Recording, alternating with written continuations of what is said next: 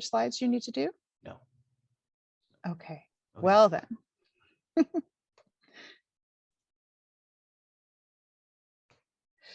Okay, so I'm just going to start from the beginning here and have my own slideshow. Hopefully everybody can see that. You good? Okay, so everybody, welcome. I'm so thrilled to be here with you. It's always such a joy to be with RCE colleagues around the world and with the Americas. And so congratulations on several days of success. Tonight, I'm going to share about the ESD for 2030 toolbox. I'm not sure how many of you have been exploring it. And I'm going to, just a second, I'm going to take my headphones off. Hopefully I can hear myself better now. You can still hear me okay? Okay, good. All right, so unpacking the ESD for 2030 toolbox. I've been so grateful for having the chance to work with RCE Greater Portland, also known as GIPSON, but also with ASHE and the US Partnership for ESD, and have been exploring our new decade. So thanks to the folks who invited me to come back and share these resources with all of you. As many of you have done in your talks over the last two nights, I do want to again be present with where we are and acknowledge our connection with the land and with each other. And in that honor, to share just this image from a dear friend who was inspired by Robin Wall Kimmerer's braiding sweetgrass. And so acknowledging Indigenous wisdom, scientific knowledge, and of course, our connections with plants and animals and nature. So going forward, I want to just have everybody just be present in their space and connected with where you are, and finding all the knowledge and joy with community that you can. So of course, we're talking about the Sustainable Development Goals, and this is a very exciting time, short amount of time by the year 2030 to try to achieve all of them. And thankfully, I've been learning so much from the different RCEs and the work you're doing around each of these. For tonight, we're really focusing on ESD. And so I don't know how long it's been since some of you have drilled down into this target, but I just thought it'd be good to have a little reminder. And of course, in goal 4, this focus on inclusive and equitable quality education, but also remember it's lifelong learning, right? So we're not just talking about formal education, but really informal and non-formal education. And specifically with 4.7, we'll be quiet for a moment here so you can look at the many things that we're expected to do. So we will talk about a lot of these tonight and through some of the different resources that are available so that we can acquire the knowledge and skills needed to promote sustainable development. But each of these might be one part of the things that you do or what your team does. So of course, global citizenship is part of ESD now. So we always want to remember that. And then really expanding out beyond the environment to people, planet, prosperity, peace and partnership in terms of that general definition for sustainable development as well with Agenda 2030. So this is so exciting. And here we are in this amazing time in history with the decade and framework and roadmap for ESD for 2030.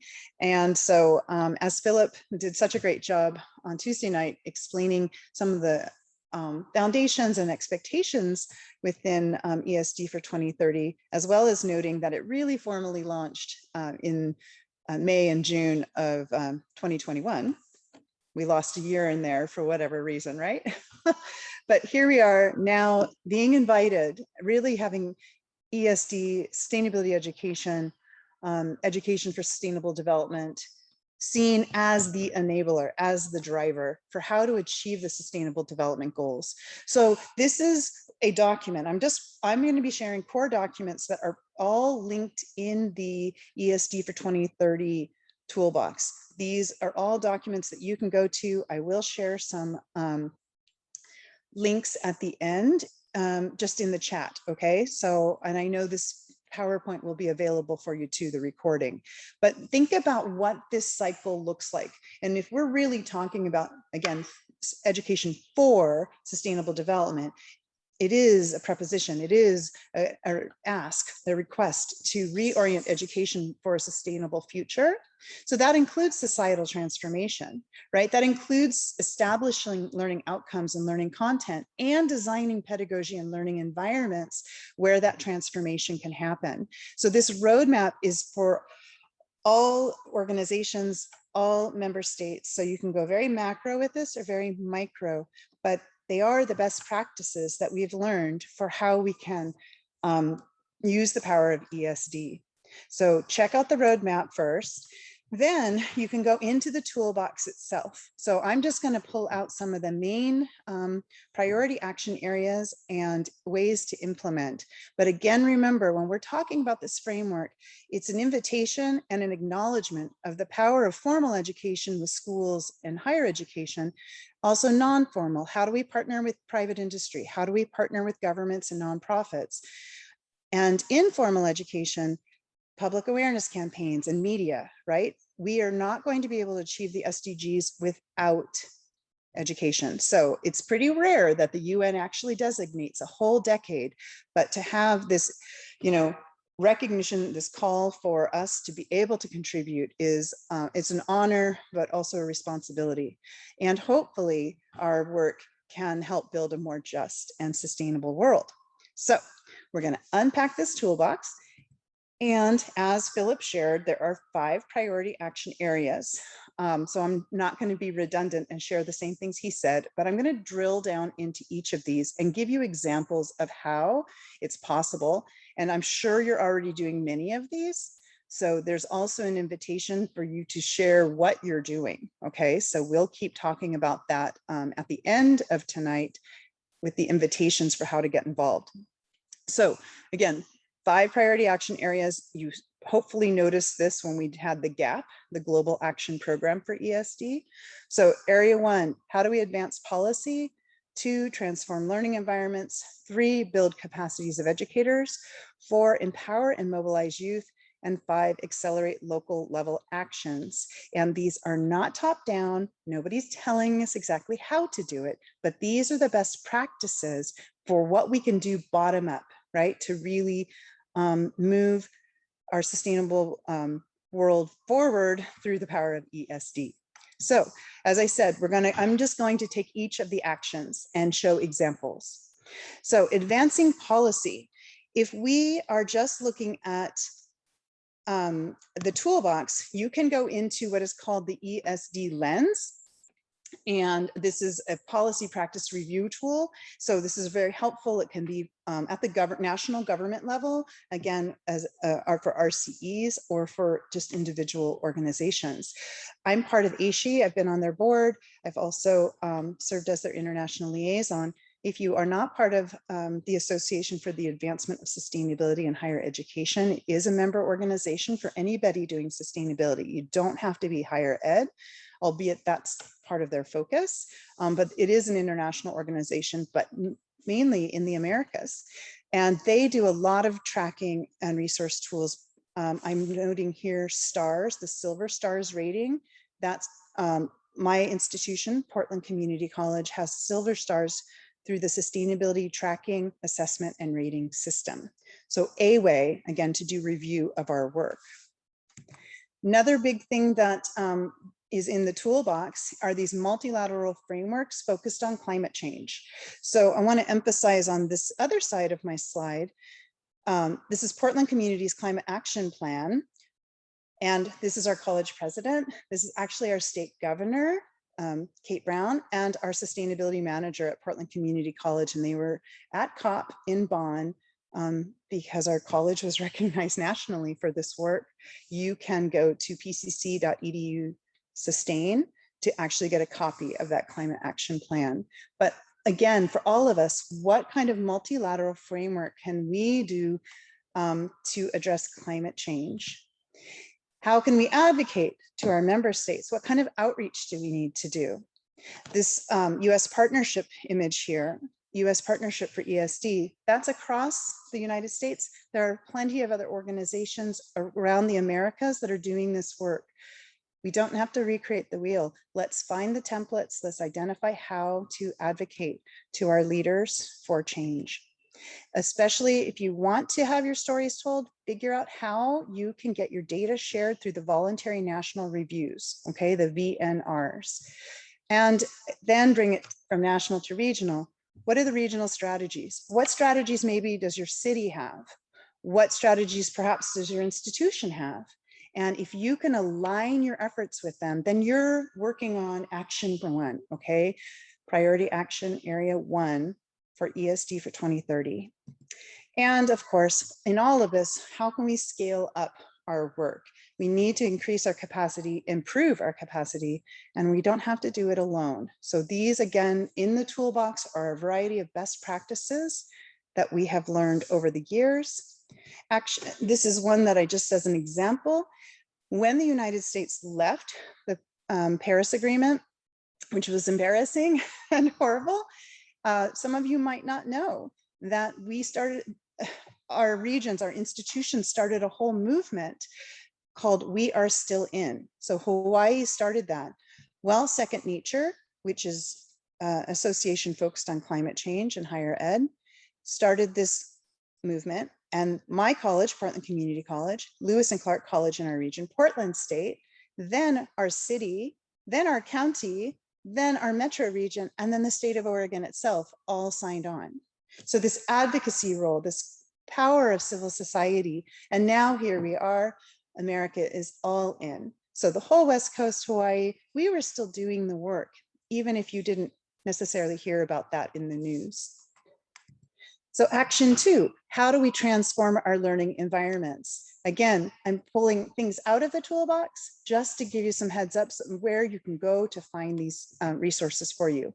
Of course, the classic ESD toolkit created by Rosalind McEwen and supported through Charles Hopkins. Then you also have a bunch of schools in action guides. So best practices, again, that have been collected from around the world. Climate ready learning environments. Of course, connecting in with SDG 13. What do we need to do in our learning environments, in our institutions, whole institution chains to address climate change?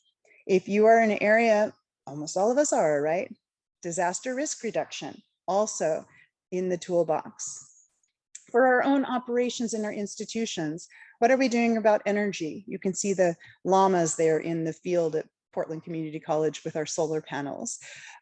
Purchasing and waste reduction, huge carbon footprints. Transportation, what kind of light rail or options can we have in lifestyle change? This is a living lab in our learning garden. It's also an example of green building. Hiring practices, we often forget about hiring practices and accreditation. These are best practices for sure if you want to achieve action 2. Action 3, this is obvious, we're doing this now. How do we build capacities of educators? What does teacher education look like? I want to point out DANS, the Disciplinary Associations Network for Sustainability. That means across all of our disciplines, how can we address teacher education? There are lots of source books, and I'm saying plural because there are many different books that you can look at, again, in the toolkit. TVET, Technical and Vocational Education and Training, UNIVOC, go there. There's a network, there's resource pages if you're focused on vocational training. Associated schools, of course, with K-12 and higher ed. I didn't even realize thousands and thousands were members, so check that out. As much as we can, how do we change our course outcomes and develop curriculum? If you haven't gone to the SULLI test yet, this is a free global literacy test that you can use in classes or in organizations. Open is also referenced. That's the One Planet Education Network is for business programs, MBAs. Train the trainers. We need to build capacity. We need more people trained to meet the demands of students and industry. And often they'll need certificates. So for resource clearinghouses, of course, the toolbox has plenty for you. I also want to point out the Sustainability Curriculum Consortium has all of their webinars saved and free. Again, I'll make a list of resources for you. These two are the core, or this one in particular is a core on the UNESCO site. So the resources for educators, this is the title of the link. Hundreds of pedagogical ideas. So you can just go right into that toolbox. I mentioned ASHE, of course. This is what the Campus Sustainability Hub looks like. So if you're focused on air and climate or buildings or diversity and affordability, whatever that might be, you can click on each of these. And again, they open up more toolkits and more resources. Yes, we can come up with new ideas, but why not just innovate and build on some of the things that already exist? Goal 4, action 4, how can we empower and mobilize youth? So the UNESCO project planner, once again, top tips for youth action. Really loved it, hadn't looked at it before, so want to give you a heads up on that. College and youth networks, you've already heard about that. Oriana was wonderful. Green initiative funds, I have the Eco Social Justice Grant highlighted here. That's something that PCC student government helped fund a lot of our work. Whatever assignments look like or experiential learning, these are some of our students who have been out doing good work in the community. And we definitely want to empower them to be leaders. So with the skill sets they need. So internships and mentorships. I know I'm speaking quickly. I appreciate the interpreters who are helping cover this. It's a lot to cover in 20 minutes. So action 5, accelerating local level actions. If you have not checked out the Learning Cities resources before, I just want to give an example from Portland State University. This is a book that they've done based on all of the partnerships between the university and the city of Portland. Let our knowledge serve the city. Very, very key lesson for all of us. And again, lifelong learning. Philip brought up the point about the need for behavioral change. I mentioned the People's Eco Challenge. It just started yesterday. So you have time, check out ecochallenge.org, see what kinds of things you can do to be a part of this global opportunity for change. Multi-stakeholder approaches, you hear this again and again. Let's get out of our silos. Let's work with partners across sectors. And what does that look like to be in partnership? We organize a lot of days with different groups. That is with the United Nations Association for Peace Day. We installed some peace poles. And that was a really wonderful experience. Whether you're having workshops, this is our sustainability symposium that Gypsum hosts. Civic engagement, these are youth in the city of Portland calling for climate change, whatever collective action might look like for you. Honoring citizen science. I know a lot of our folks in other RCEs do a lot of this. I'd like to learn more about this. So hopefully you can share those resources. And then again, remember, it's not just formal and non-formal. What kind of informal education can we do? So public awareness campaigns. And so those are the core priority action areas. When you go into the toolbox, these are some other tabs. Each of these have lots of links and additional resources and folks and organizations that you can explore. I'm just going to focus on one. I actually have pulled out some already that I included in the action areas. Check out Education for 2030, the learning objectives. If we're really wanting to create change makers, we have to know the knowledge, skills, values, and attitudes that they would need, right? How can we empower all of us, not just our youth, right? So these are just key competencies. I'm almost done with the talk, but wanted to highlight what they have identified that we need going forward. We have systems problems, we need systems thinking. We have an unknown future. What does it look like to anticipate? I've never used this term before, but anticipatory competency, looking at the future, thinking about possibilities, consequences, and I come up with alternative plan Bs, right? For what those risks might be. Norms, I'm a sociologist, norms, values, actions. How can we learn to get along? What kinds of conflicts are we having and how do we communicate? How do we innovate? How can we be strategic? Of course, you hear again and again the great examples of collaboration, critical thinking, core to education. We've had that always on the list. Self-awareness. Taking some time to reflect on our own attitudes and behaviors. And we're trying to solve problems. Let's not do it alone. Let's not have them working across purposes. Let's figure out how to integrate our efforts and be more effective in our collective impact. So all of this has been backed up by very solid research. If you have not seen this report, it just came out in May of 2021.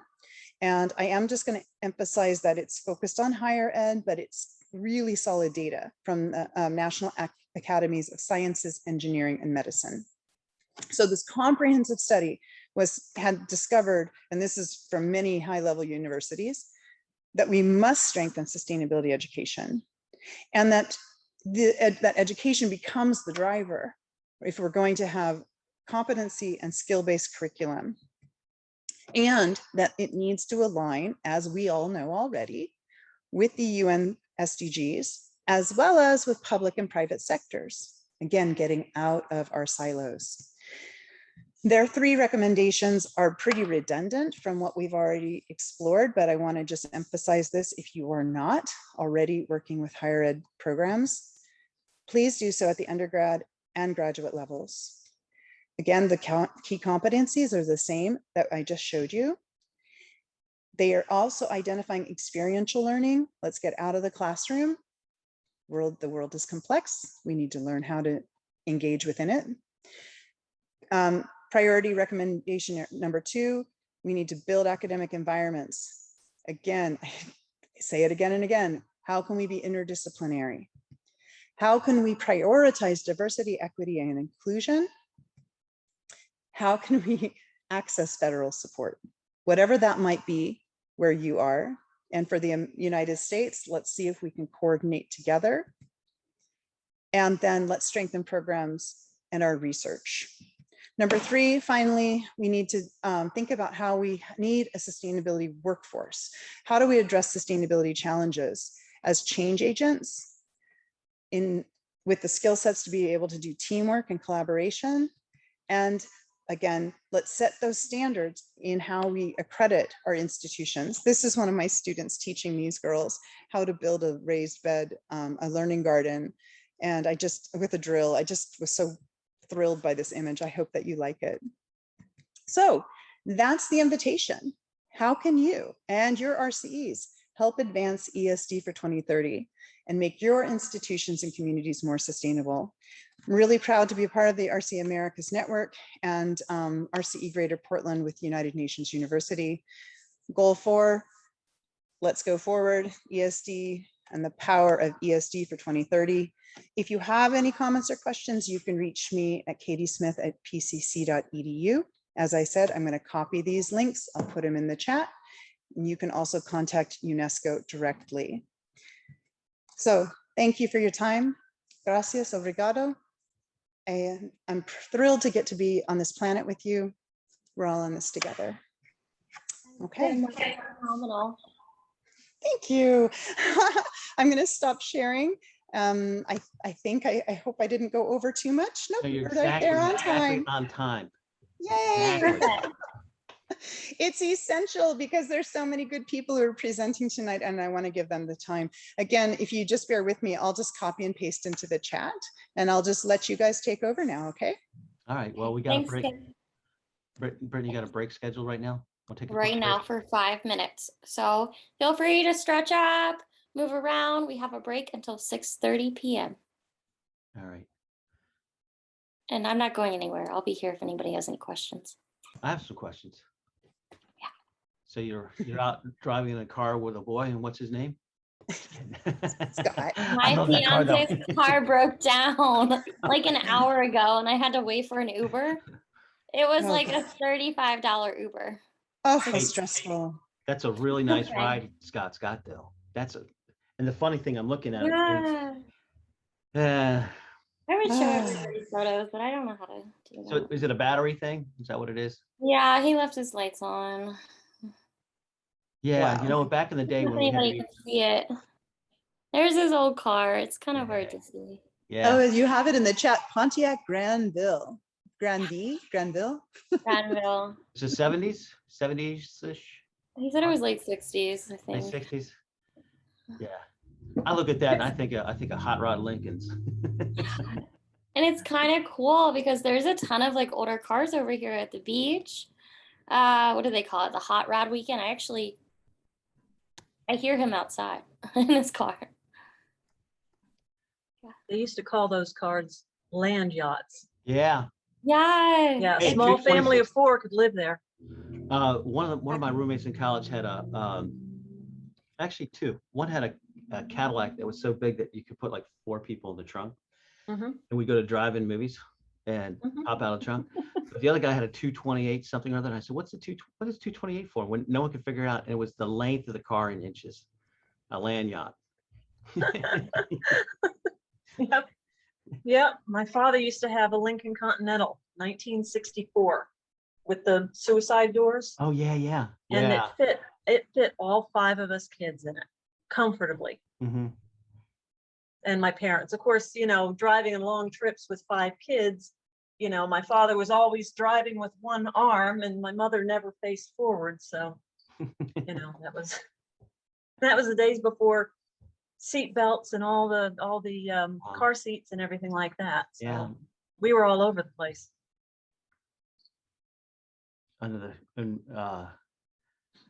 Now they even have seat belts for dogs.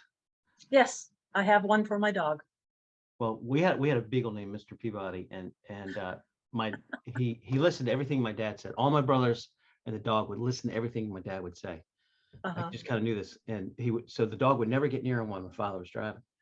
But he was this beagle who liked to get up against you, and so when my mom would drive, he'd get in her lap and say, "Come on, dog, stop!" And he's like all over her. And one time he fell asleep when he was a puppy, and he put his leg down on her foot. Well, that was the accelerator.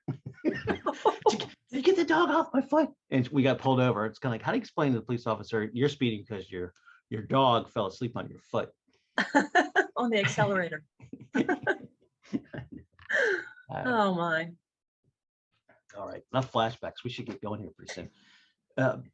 Brittany, who's is Ray or Bridget are gonna moderate? Or are you gonna moderate? Who's moderating? I've got it. Okay. And then Gal's next up. Yay. It is my great pleasure to follow Kim Smith, that you did the perfect presentation to line us up. Grand Rapids RCE is delighted to share some stories about some of the work we're doing in the Great Lakes watershed, where we are home to 20% of the world's fresh water, and we see that as an obligation. We take it very seriously, and I'm very excited that I am able to introduce to you the leader of our band, our stormwater superintendent of Grand Rapids, Carrie Rivette. But before you go, Carrie, I wanted to say a quick thing.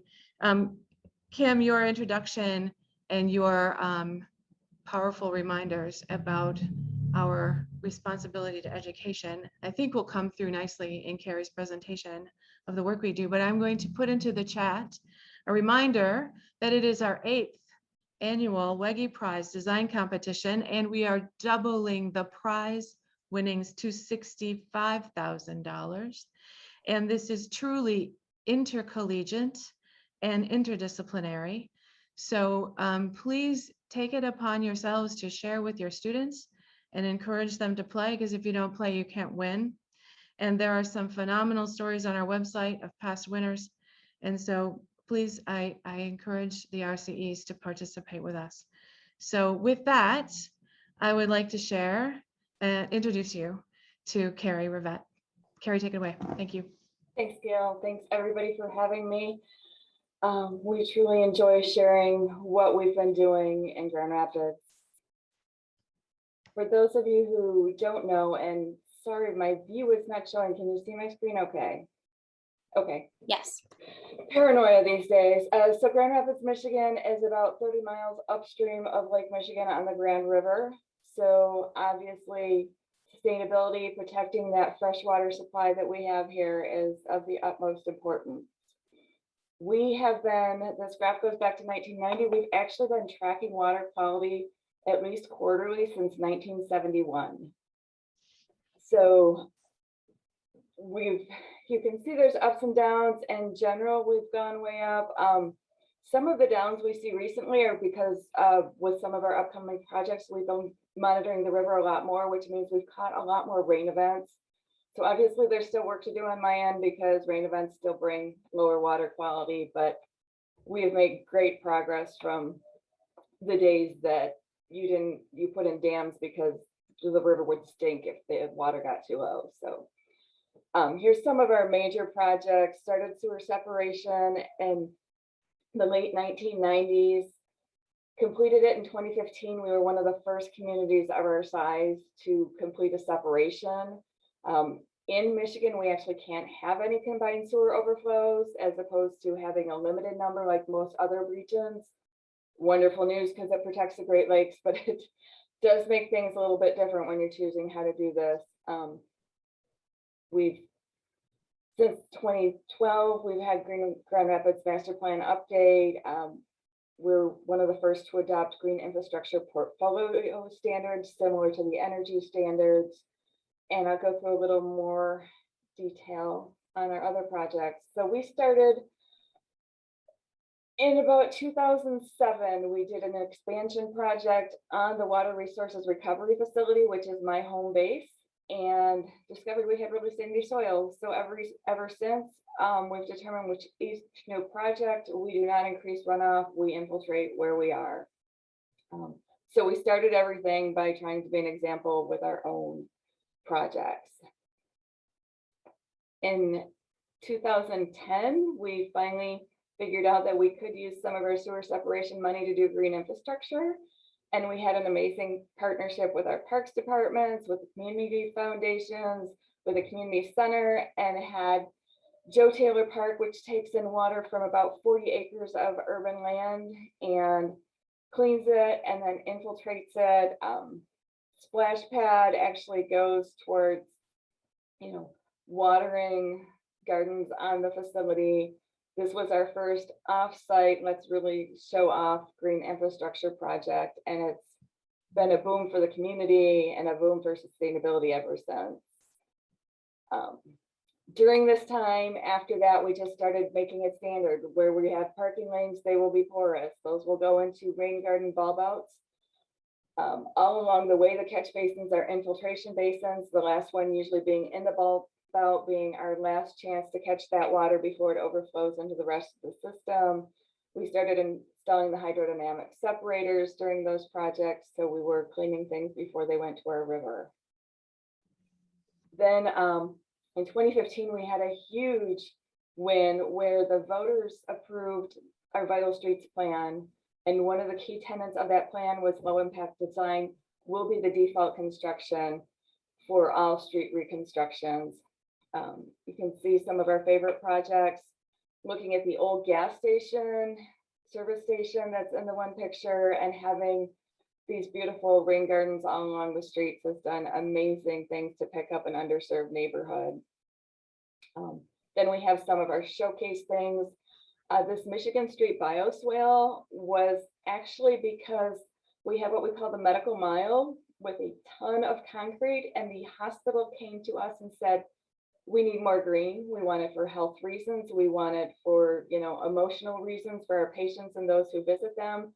So they put in money, Vital Streets put in money, Environmental Services, and our GDA. We all put in money to achieve this green factor and a place that's full of concrete. And it's hard to tell, but it's a very steep downhill, so we get a cascading effect when this rains. Paved drain was one of our fully porous streets. And if you want to talk educational efforts, we had a bucket pour that day. By the time I got to speak, I had nothing left to say. When the head of the business association is talking about all the virtues of porous pavers and how it's going to prevent flooding in the area, these actually have extra storage capacity because that building on the left always used to flood. When they're all talking about water quality and flooding and downstream erosion, and I have nothing left to say, I think we're starting. We have a long way to go, but we're starting to get the point across to the public. Our next big grand adventure is taking the dams out of our Grand River, so we'll have rapids again in the Grand River. We haven't seen rapids since the early 1900s. We can't even find pictures of when we did have rapids. So we've been working on this for a long time. We were hoping to start construction in the next year or two, working on all the permits, which you can imagine is an amazingly complicated process. Bless my counterpart who's dealing with all of that paperwork. But yeah, we're working to bring our rapids back, to restore habitat, and to add some recreation, as you see by this mock-up that we have here. And this is again why we started doing some of the greater amount of sampling, just to make sure that our river was safe to be in once we got access to it. I've mentioned a few of our plans. This is kind of our history as it goes. We started with a sustainability plan that got wrapped in about 4 years ago to a strategic plan with water quality goals, increasing the amount of green infrastructure, among many other things in our sustainability movement. We just completed a stormwater vulnerability assessment. We've, since 2015, completed approximately 750 individual projects across the city, while infiltrating close to 10 million gallons a year from those projects. So it's been an exciting process, and thank you for letting us share this with you. Thank you, Carrie. Thanks, Carrie. Thanks, Gail. That was awesome. Gary, are you there? Next, we're going to be having a presentation from RCE Greater Atlanta, and Gary Harris will be giving the presentation. And Gary, I have, I can share if you want to, it's up to you. If there's anything that you need help with.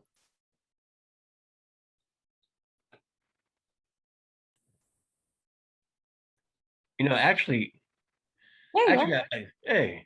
actually, I'm not presenting. You're not? No, I'm not presenting.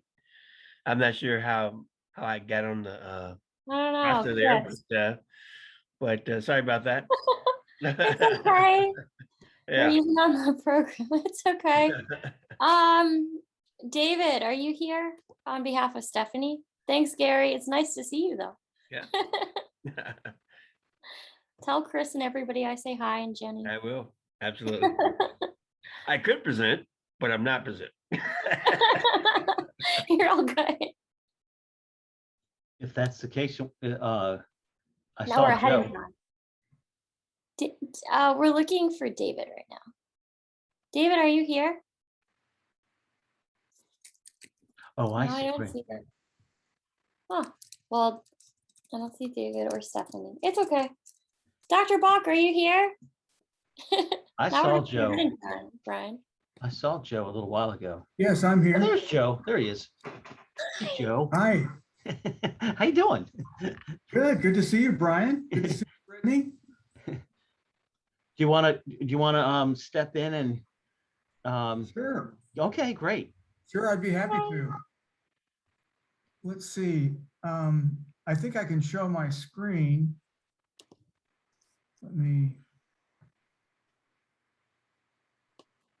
I've been using Teams too much. Sure. Yeah. Here we go.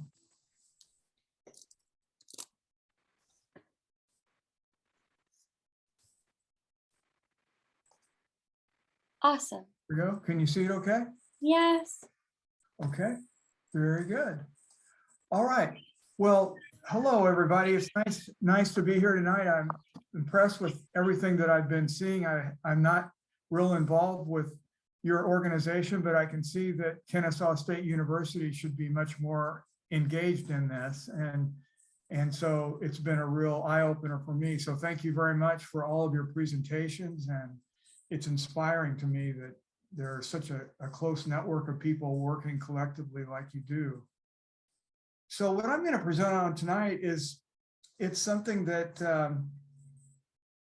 we formed back when it was September of last year, when it appeared that there would be political violence in the United States.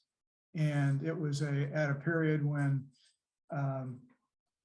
there were clear indications that our democracy was in trouble. I think it still is. So what I'm going to be focusing on is Sustainable Development Goal number 16. And I'd like to start by saying that I had a period of, how can I say it, having to go through a period of introspection that, you know, a lot of the work that I had done internationally, including with these wonderful people that you can see on your screen from Sri Lanka, a lot of the work that I had done internationally on conflict early warning and early response, it was always kind of like, well, we don't have problems at home and I'll do this work in some other countries. And many of you have probably felt in a similar way that, wow, you know, it's time to focus back home. We've got problems here. In fact, the ranking of the health of our democracy has gone down and down in recent years, and not just from recent years. It's been going down for quite a while, and it's gotten to a point where we have a real problem with extremist groups of all political varieties, and we have a real problem with people feeling like our government, including our current one, is illegitimate. And the result has been violence. And so I got a hold of one of my friends from Sri Lanka, who's now at University of Massachusetts, Boston. He works mainly in community mediation. And he and I had worked together in dealing with the separatist revolt in Sri Lanka and the violence in the Eastern Province. I did that with the Asia Foundation. He was with the Foundation for Coexistence. And I called him and I said, his name is Madhava. I said, Madhava, you know, I'm concerned about what's going to happen here in this upcoming election. Can we do something? And he had been at a conference not days before where he had met the CEO of Mediators Beyond Borders International. And they had talked about the need for there to be a conflict early warning and early response system in the United States. So my friend Madhava and I went about contacting people we know through different networks. There's a group called the Standby Task Force that is involved in this kind of the use of information and communication technologies. There's another group called the International Network of Crisis Mappers that I reached out to. Madhava reached out to people. We ended up with volunteers from all over the world, and we created a conflict early warning and early response system in the United States. And we linked up with Mediators Beyond Borders International and the National Association for Community Mediation. And we formed the Trust Network. And the Trust Network, the terminology is something that's been written about in conflict early warning and early response. And that is that if you have people in the field whom you trust, then when they send you information about what's going on in the field, then you don't have to triangulate their data. You don't have to verify it because you know who they are and you trust them. So we ended up using that name for our organization. So the leads were Mediators Beyond Borders International, National Association for Community Mediation, and this group that what we call ourselves the Digital Nomads formed, Election Incident Reporting USA. And we've changed that now to Political Incident Reporting USA. But it's a group of people, it's led now by a person in Scotland. We had people, we still have people involved from Norway, Australia. People from all over the world were very concerned about what would happen in the US elections, and they stood with us in solidarity through cyberspace. And they helped people on the ground, community mediation centers that NAFCOM put us in contact with, the National Association for Community Mediation. DG Mon put us in contact with we found organizations as we went along. We worked closely with the DC Peace teams on January 6th, for instance, and it's headed up by a professor at Georgetown. And we started out using some approaches that we had in the past. Now, I also want to acknowledge that we had partnerships also with the Carter Center, with Bridging Divides Initiative at Princeton. ACLED, we've used their data. But there are a lot of groups, let's see, I'm trying to remember Bridget's organization, Peace Direct, a lot of different groups. We didn't just work with local community mediation centers. We worked with a lot of community-based organizations and non-governmental organizations that had a presence on the ground in hotspots. We identified the hotspots. Essentially, we collated ones that have been identified as problem cities by Bridging Divides Initiative using quantitative data, largely from ACLED. And we collated those with what we knew about local organizations on the ground that were willing to involve themselves in conflict early warning and response. And basically the response could be anything from contacting election officials who were getting pressure to not count the ballots. And we did that in Detroit, and that had an impact on the outcome of the election in Michigan. The Community Mediation Center there, they reached out to people they knew who were working in the election in Detroit, and whatever the county that is, I can't remember right now, but they showed up at the site and basically appealed to people that they knew on the election commission, saying that we know you're under a lot of pressure, but you need to have integrity in what you do now, and we're here standing in solidarity with you. And that had an impact on the outcome of the election. They counted the votes the way that they were supposed to. We also had a case where we were providing information directly to DC Peace teams on January 6th. There was a group of Black Lives Matter in one location, and there was a group of the Proud Boys in another location. And we could tell by the tweets that we were monitoring that the two groups were going to converge. And we notified the DC Peace teams. They showed up and they prevented those two groups from clashing on that very troubling day on January 6th. So we started out using a digital map, the Ushahidi platform, which I'm delighted to say is a great example of how a group of brilliant people in the majority world in the global South created their own platform, and it's now been exported all over the world. And it's Ushahidi is Swahili for testimony, and their platform is used. It's something that is open source and free. We paid for what's called an enterprise version of it. We had the Ushahidi staff help us, and we deployed the Ushahidi platform, and we linked with something called an API. If you're a computer nerd, you know what that is, but we combined Twilio text messages to the Ushahidi platform, and we created a digital map of the incidents that we were getting. We found that that was not working real well because we didn't have much time. Now, remember, we started in September, the election was in November. So here we were trying to build a national enterprise, mainly on volunteer horsepower. We did get funding from 2 foundations, and we were able to pay some staff, but it was largely done by volunteer horsepower.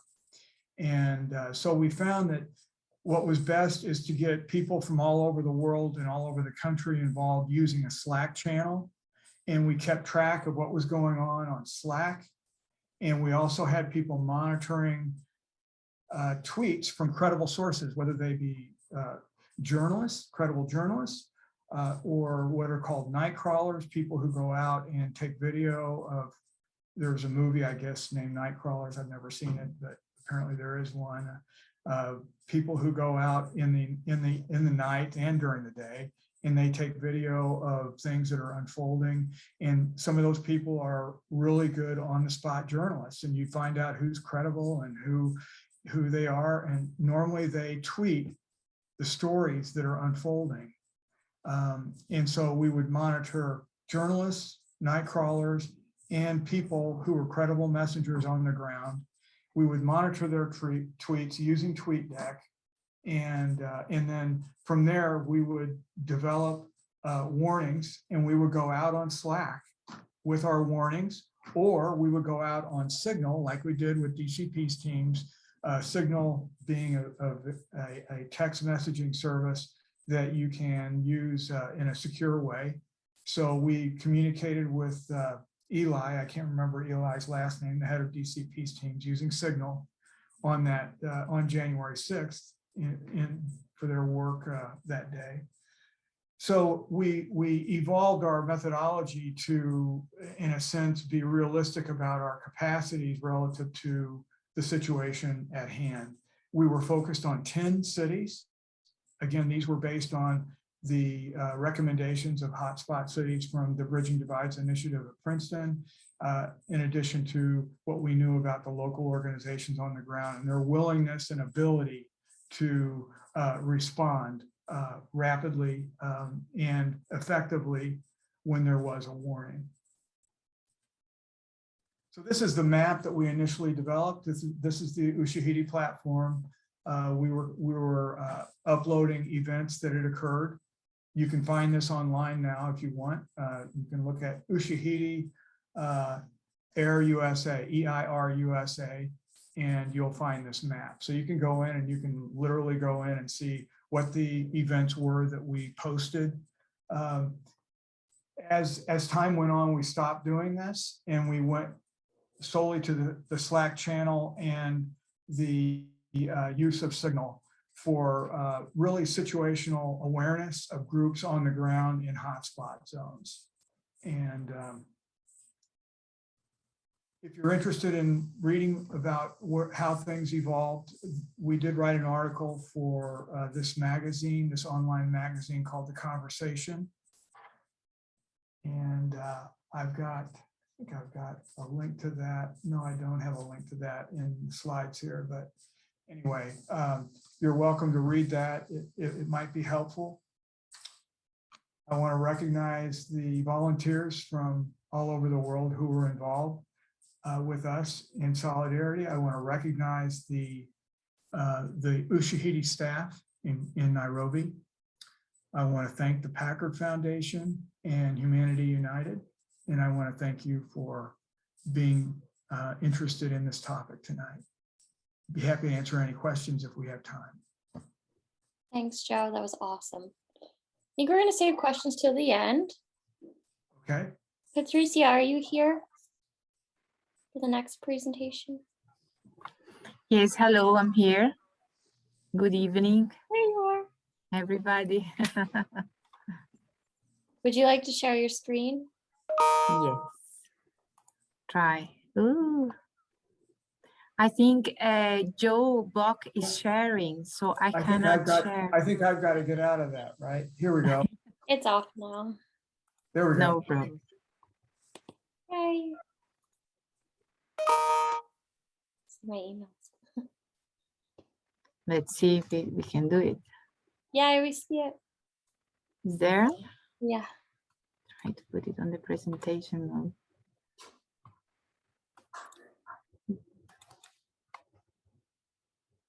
For some reason, okay. So, well, good evening. It's a pleasure to be here. My name is Patricia. I'm presenting on behalf of Eloy Casagrande, who is actually the coordinator of our local RSC. So I'm sorry if I'm not very precise in my information, but later on you can contact him. So, well, I think I'm very much in tune with the previous presentation of Gracie, as we are talking about specific educational goals is in the Millennial Education for Sustainable Development Goals. So amongst some of the projects that we have done here in the RSC, we are then talking about a specific project that has started very recently here in Curitiba, which is called the VAMOS project, which was financed by the European program Erasmus+. You might be aware of it. So this is our theme today. Let's see. So a bit of us, we are located in the southern part of Brazil, Curitiba, which is known as a very European capital of the state of Paraná. It's European-like, obviously, because it's very Brazilian. We are south about 700 kilometers from Rio de Janeiro. So it's quite cold.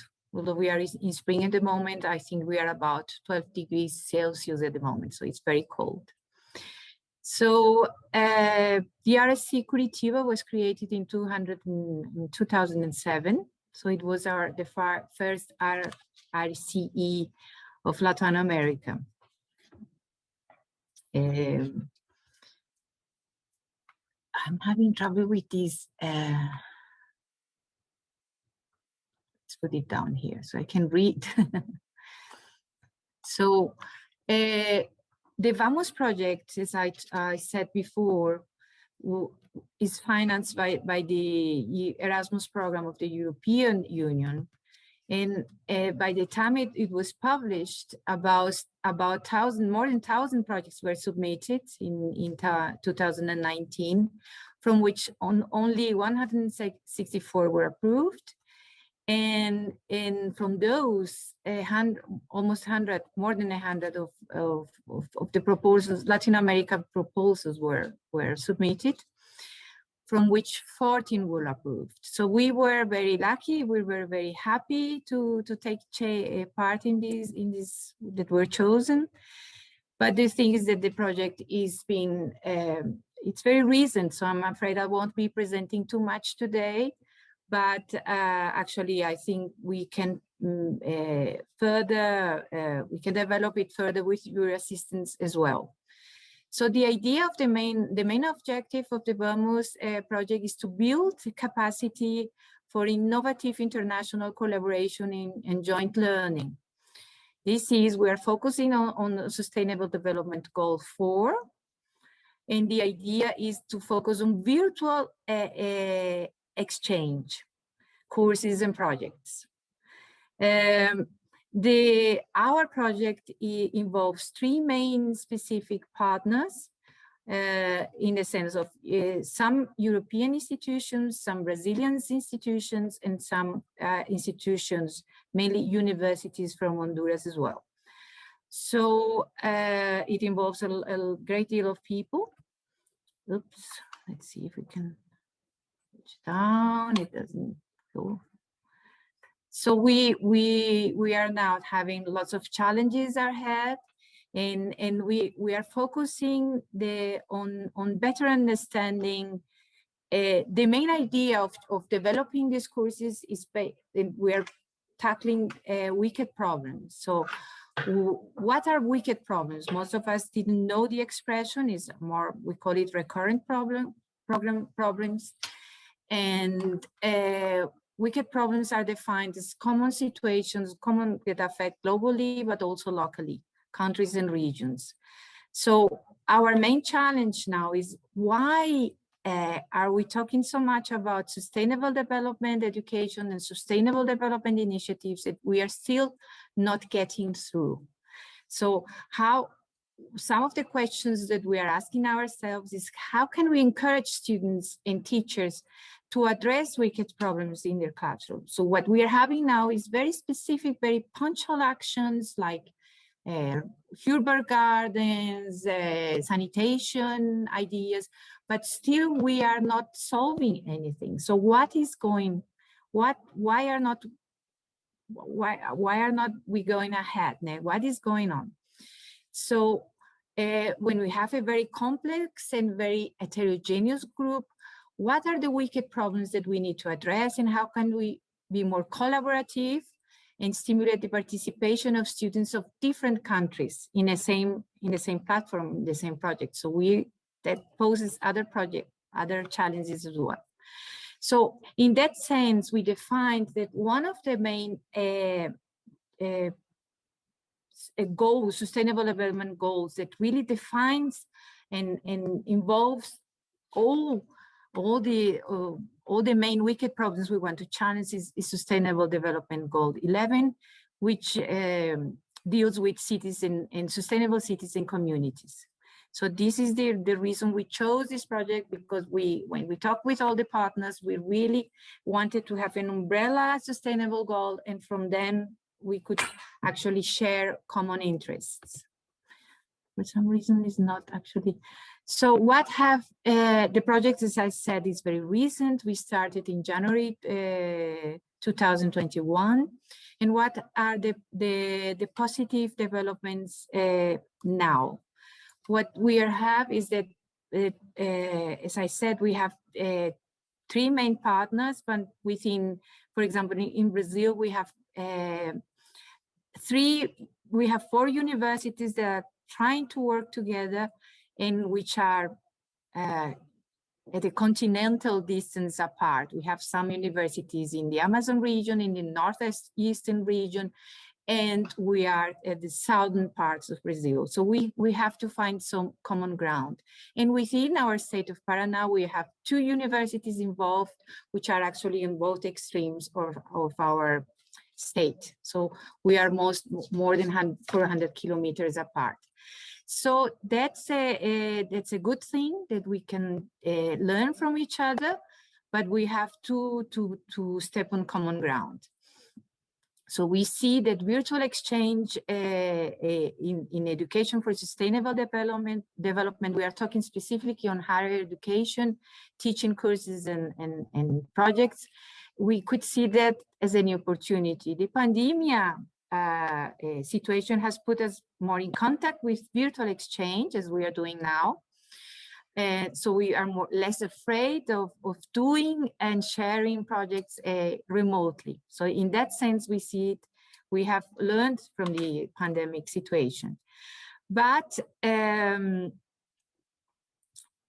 also when you really put people talking together about specific themes, you really learn from each other. But the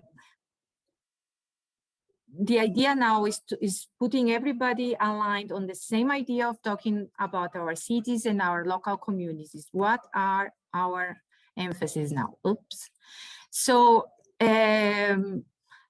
so we as it was said before, with this Education for Sustainable Development Toolkit that was presented before, what we see is that still in academia, we are very focused on theory, and we are very much in walls. We have had very little opportunity and very little effect on dealing with our local in real life social demands.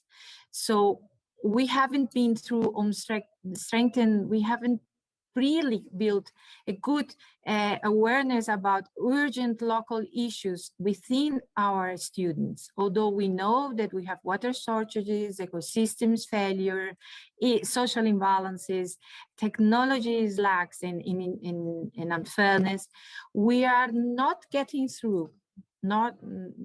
We talk a lot about it, but we are not making any changes. It has been said before in this presentation that we need to actually encourage and empower people to feel that they can do something about it. So what we have installed, we have one of our advantages in our universities that Eloy created what he called the Green Office. And the Green Office is like an academic lab, but is also open to the community. So within the Green Office, we are promoting new technologies, we are promoting initiatives from the community, and if the community has something to show, they will come to the Green Office and present it to teachers and students. And in that sense, we have reached to local communities, but still on a very theoretical way. So now, although it has been a slow progress, the Green Office is very well it's very well recognized. It has been awarded some prizes and whatever. So that has opened up in the way that maybe with the Vamos project, we can actually establish more put in place methodologies and teaching methodologies that are not only describing situations, but we can actually create tools to define why these situations are not being solved and how can we actually prepare our students to solve this very unprecedented and uncertain future that we are facing. And obviously, we're always working on wicked problems, especially when dealing with social inequality. So we have already done some very good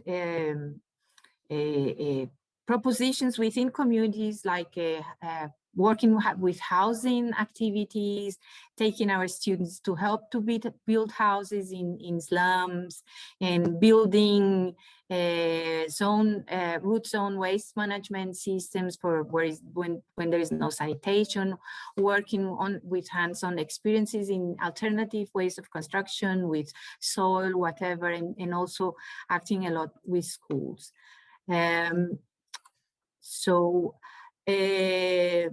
But still we need to put that in a more methodological perspective.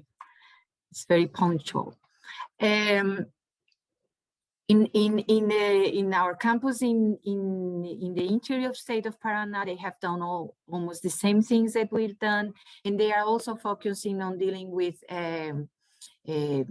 children and people that have physical or mental limitations, and engaging them in all sorts of activities dealing with environmental education and waste management and whatever. So it has been very positive as well.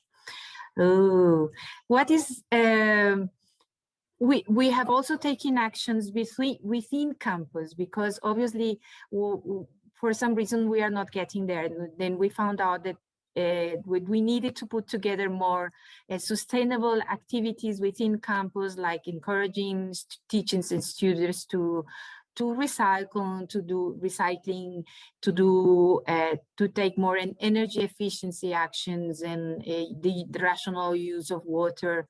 And this is all very obvious, but we found out that not everybody was very concerned about it. So there is now a specific group that is actually implementing and measuring these actions in campus to see if there has been any changes, like water bills, energy bills, and seeing if we are getting through to teachers and students.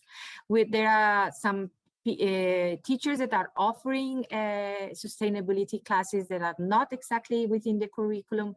There are optative classes, students get credits for them, but they are so what we found out is we needed urgent revision of curriculum in order to establish and put in a multidisciplinary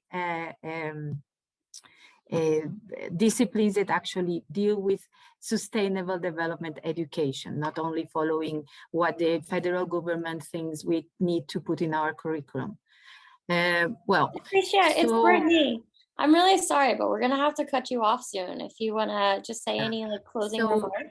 So the new initiative, sorry, I'm not taking too much, tracking down my time. Okay. So what we're doing is working a lot now with local government and NGOs, proposing a very, very concrete projects on sustainable housing, and taking our students to actually do projects for the city, not so much theory.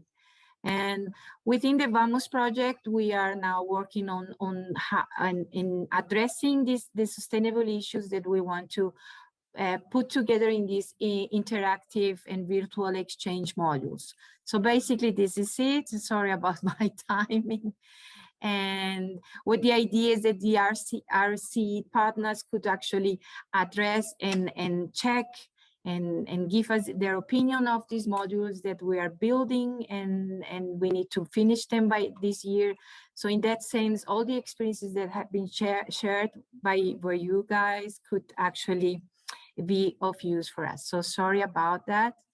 And this is Paulo Freire, one of our main pedagogues, and it says, education does not change the world, education changes people, and people change the world. So with this, I finished my presentation, and that's it. I love that quote. Thank you.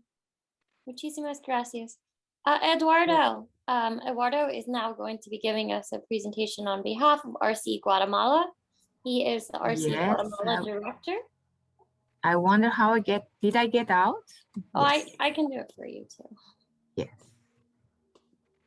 Okay. Can you help me please to share my presentation? If you just push the green button at the bottom, it should. Yeah, I know, but it's something that not let me to share.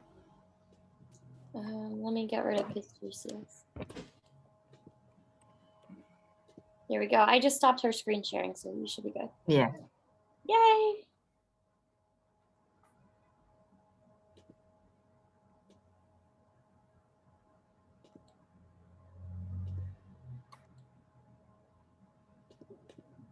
Okay. Yes. Can you hear me? Yes, we can hear you. Okay. So, good afternoon or good evening to all. My name is Eduardo Sacayo from RCE Guatemala. It is a pleasure to see you all, and especially several friends with whom we have shared in other international meetings. Thank you for letting me to share this brief presentation of a project that we are organizing in Guatemala and that we hope to officially implement very soon. The name of the project is Rivers Teaching Strategies to Fall in Love with Biocultural Diversity. So let me explain how it was born. In the years 2017 and 2018 and 2019, we initiate an experimental project with a group of university professors.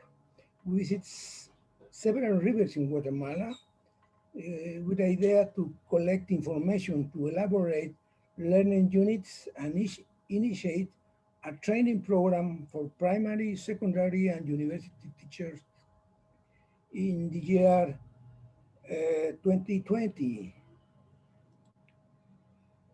However, the pandemic stopped our plans and programs. School and university have been closed since March 2020. COVID-19 affects the population, especially the poorest in Guatemala. Our activities do not operate within a virtual scheme because the heart of our work lies in field trips, visit to the Mayan cities, and natural heritage sites. So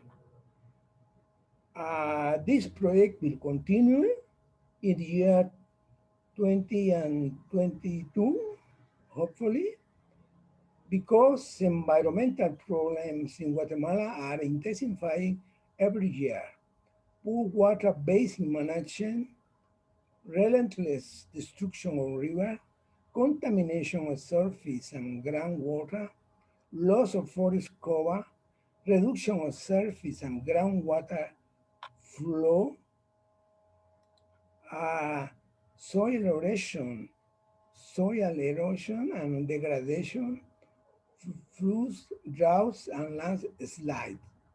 So that are the main problems regarding the environmental in our country. And we have to recognize that in Guatemala, civil society organizations are the most active in teaching and education about water.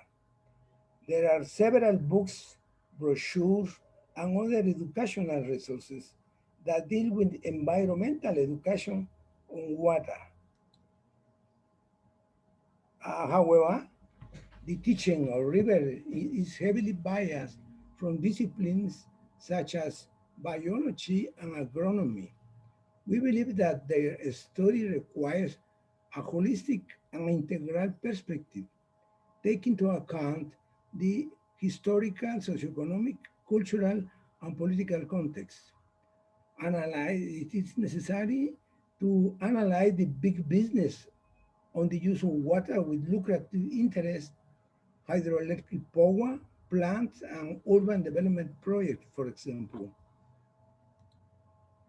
So it is necessary also promote teaching methodologies to understand the significance of natural heritage, landscapes conservation, aesthetic appreciation, and community participation for integrated management of water ecosystems.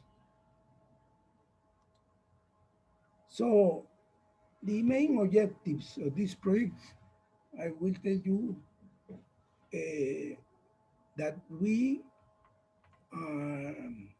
expect trained teacher with strategies to experience the beauty of the biocultural diversity, experiencing the identity, affectivity, history, and heritage of rivers closely associated with the knowledge of native peoples. Incorporate in the curricula, I mean the higher uh, the higher education, topics on equitable and fair distribution between consumers and beneficiaries of water. To train teachers with a new water culture committed to the sustainable use of the water and the conservation of river ecosystems, allowing the construction of a more sustainable society. The central activity of the project uh, it is based on educational tools to the main rivers of the country with a long cultural history associated with the development of the Mayan civilization, the struggles for land rights, and the identity of today's indigenous people. So we have a methodology to do that. We, we call active-minded learning methodology based in some famous pedagogical theories such as Dewey, De Crowley, Montessori, and Freinet. And they say that education is based in doing, loving, creating, and living. So to do that, we require as students to carry out theoretical and practical activities before, during, and after the educational trips to the river. Facilitated understanding the concept of integrated water resources management to ensure availability, conservation, sustainable water management, and flood and drought risk prevention. So target population. The project is addressed to 120 university professors at the higher level, I mean the university level. The main outcome, the course is aimed at university professors, but a course for primary and secondary school teacher is expected to be held in the next year, the 2022. We hope that.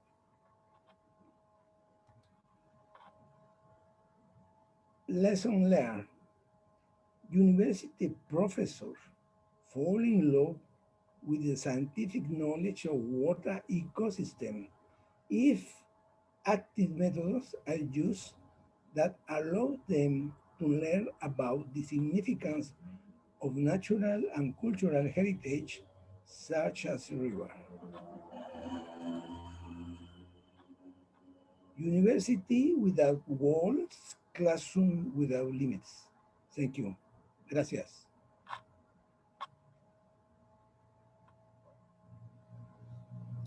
Thank you, Eduardo. That was awesome. Next, we have with RCE Shenandoah Valley, the nitrogen footprint tracking presentation by Jim. He is affiliated with Eastern Mennonite University. Hi, Jim. Hello, good evening, everybody. So I think I can share my screen as soon as Eduardo And I stops can get it sharing. with his. I stopped his sharing for you. Okay, great. All right, are you guys seeing my presentation? Yep. All right.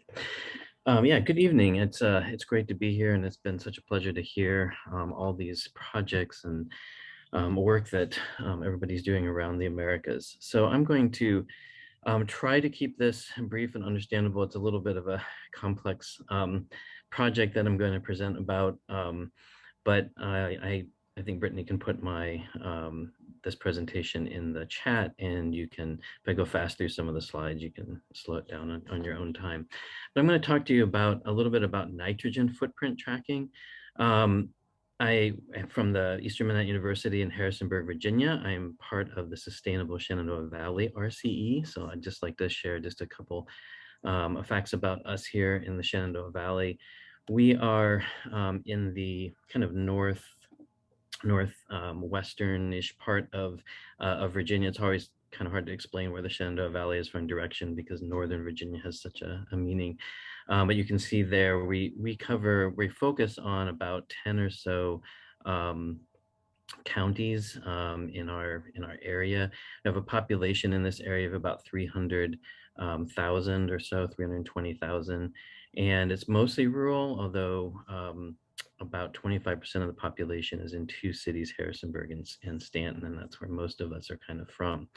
And one of our main goals our main goal in RC Shenandoah Valley is really facilitating partnerships and connecting all the great work and organizations that people are already doing around sustainability here. The original partners are 5 institutes of higher education. So Bridgewater, Mary Baldwin, Eastern Mennonite, James Madison, and Blue Ridge Community College. We range from James Madison at about 20,000 students to I think EMU is probably the smallest. We have about 1,500. And so we've kind of been organized around these universities, but then we engage with a lot of community partners.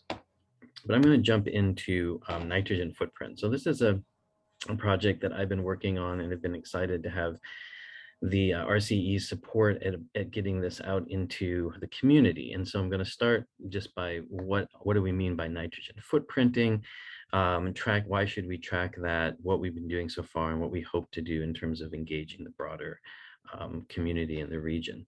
So nitrogen footprint is basically the amount of reactive nitrogen released into the environment.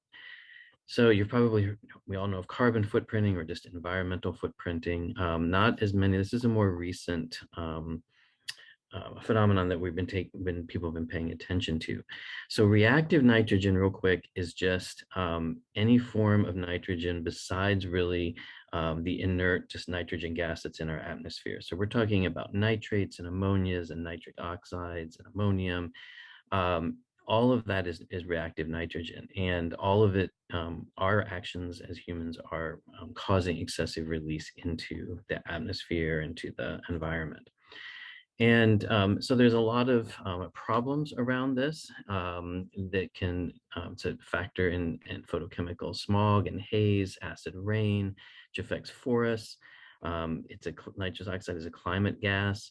And then a big one, of course, is the eutrophication or excessive algae growth.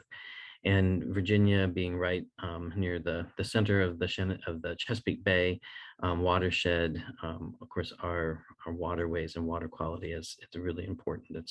It's a factor here. It's an area of focus here. And so there's a lot of interest here locally about the effects of this excess nitrogen. So we've started off, and again, like any kind of tracking environmental awareness and things, you can look at this at the personal level. You could keep track of your personal nitrogen footprint like you do a carbon footprint. We've been focusing in the last couple of years At the institutional level, and specifically with higher ed, we were part of an early consortium with UVA, University of Virginia, and some other groups. And then, but again, we're hoping to come out of this at the community. When you track your nitrogen footprint, again, I'm going to have to keep this brief, but you're really looking at food production, transportation, electricity, natural gas, and applied fertilizer. One of the unique things that have come out, and this is one of the reasons I wanted to present tonight, was that there are these tools now, and the one that we use is called SciMap, and it is a way of tracking both your carbon and nitrogen. So there's a lot of businesses, institutions, higher ed, municipalities, cities that are tracking carbon. This tool takes that same data that you put in to track your carbon and also tracks nitrogen. So that's a big benefit to this. And so you kind of hook people with saying, let's do your carbon, but then let's look at nitrogen a little bit as well. I'm just going to throw a few graphs up here so you can see kind of what this looks like. This was EMU, this is Eastern Mennonite University's carbon and nitrogen footprints, kind of pre-COVID. And so the nitrogen footprint in metric tons is on the left, and our carbon footprint was on our right. And one of the things, the reason I'm putting this up here is that you classify this by the same categories, but it's quite different. And you can see that our nitrogen footprint is dominated by this big green section here, and that is our food consumption. And if you look at EMU's nitrogen footprint, and this is true for most areas, it's about 80% food. And so what nitrogen tracking soon narrows and focuses in on is sustainability around food choices and food production, food transportation. And I'll give you one other little bit of data here.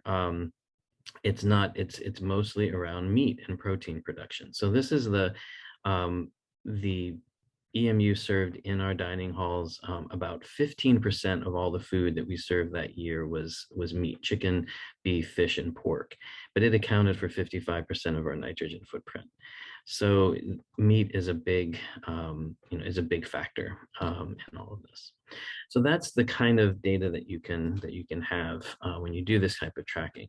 So one of the things we're looking at is moving out into looking at cities and towns and businesses, other organizations, nonprofits, that they want to track their own nitrogen footprint as well. So we are, it hasn't been done very often. There's only been actually one published study that looked at a city, and that was a study published by some UVA colleagues in Baltimore a number of years ago. But what we've started with is looking at the city of Harrisonburg. So it's about 55,000 people in Harrisonburg, and we're looking at nitrogen footprint by census block group. And so we collect data. Again, we use census surveys, community surveys in terms of food patterns and spending, look at a number of different factors. We can look at fertilizer applications, any data that you can get out there. And one of the interesting things to do here is look at socioeconomic factors and how that corresponds. And you can look at transportation routes by different sectors. So, and if you look at one other real cool aspect about nitrogen is that unlike carbon, you can actually calculate a local nitrogen effect.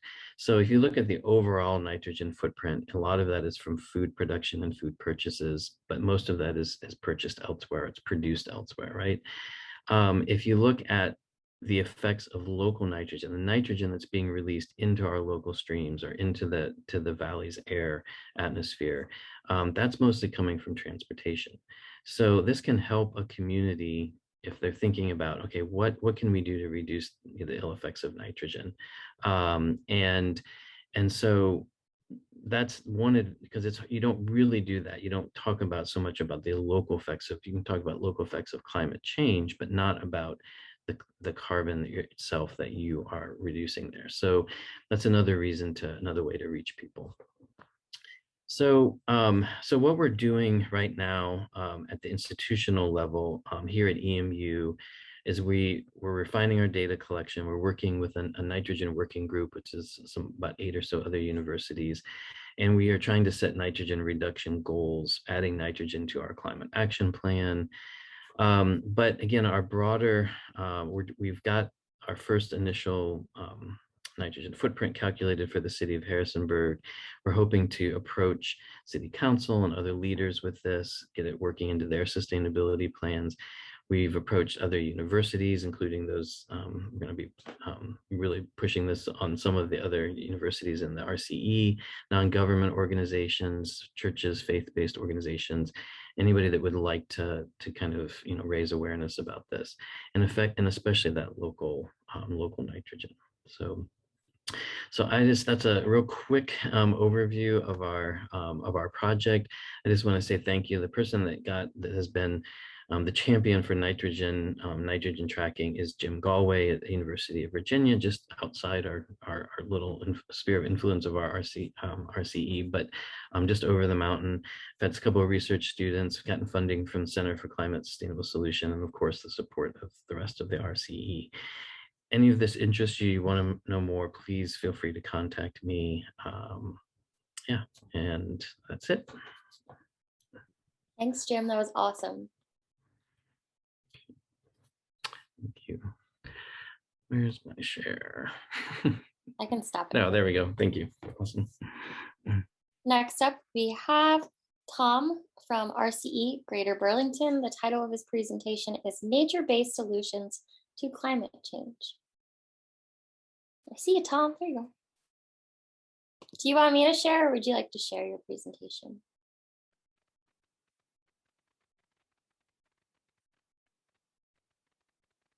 I think you're on mute. Do you want me to unmute you?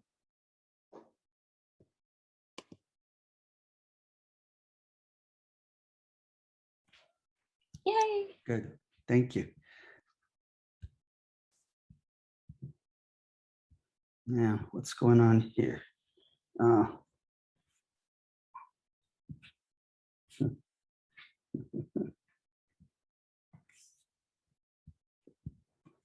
There we go. Don't know what that is, but okay, I'm having trouble. Sorry.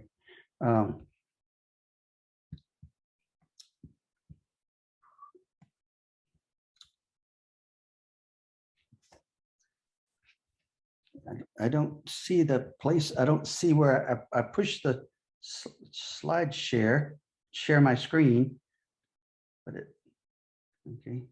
Would you like me to share and you can just tell me next? Well, let's see if that does it, if this does it here. I don't know where this thing is right here. So, okay. Okay. So, can you see that? No. Okay, maybe. Do you see a green button that says share screen? What green button where? Probably at the bottom middle. Right, well, I did. But when I push it,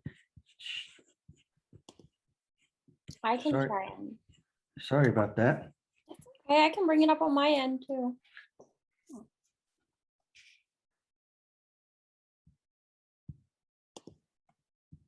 Here, I'll bring it up for you.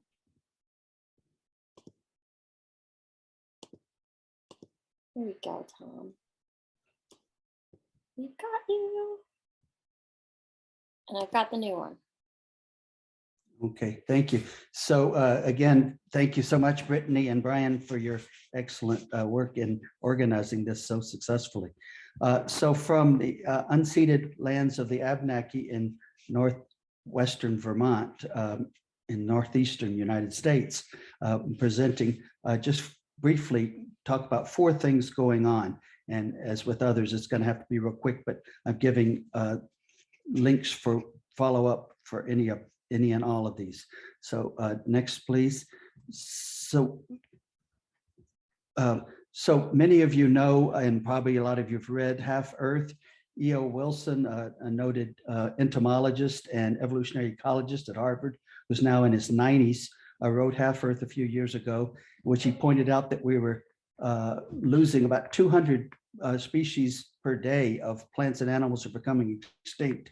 And he said that if we do not save half of the lands and waters of the world soon, we could easily have 25% of all plants and animals become extinct within the next couple of decades.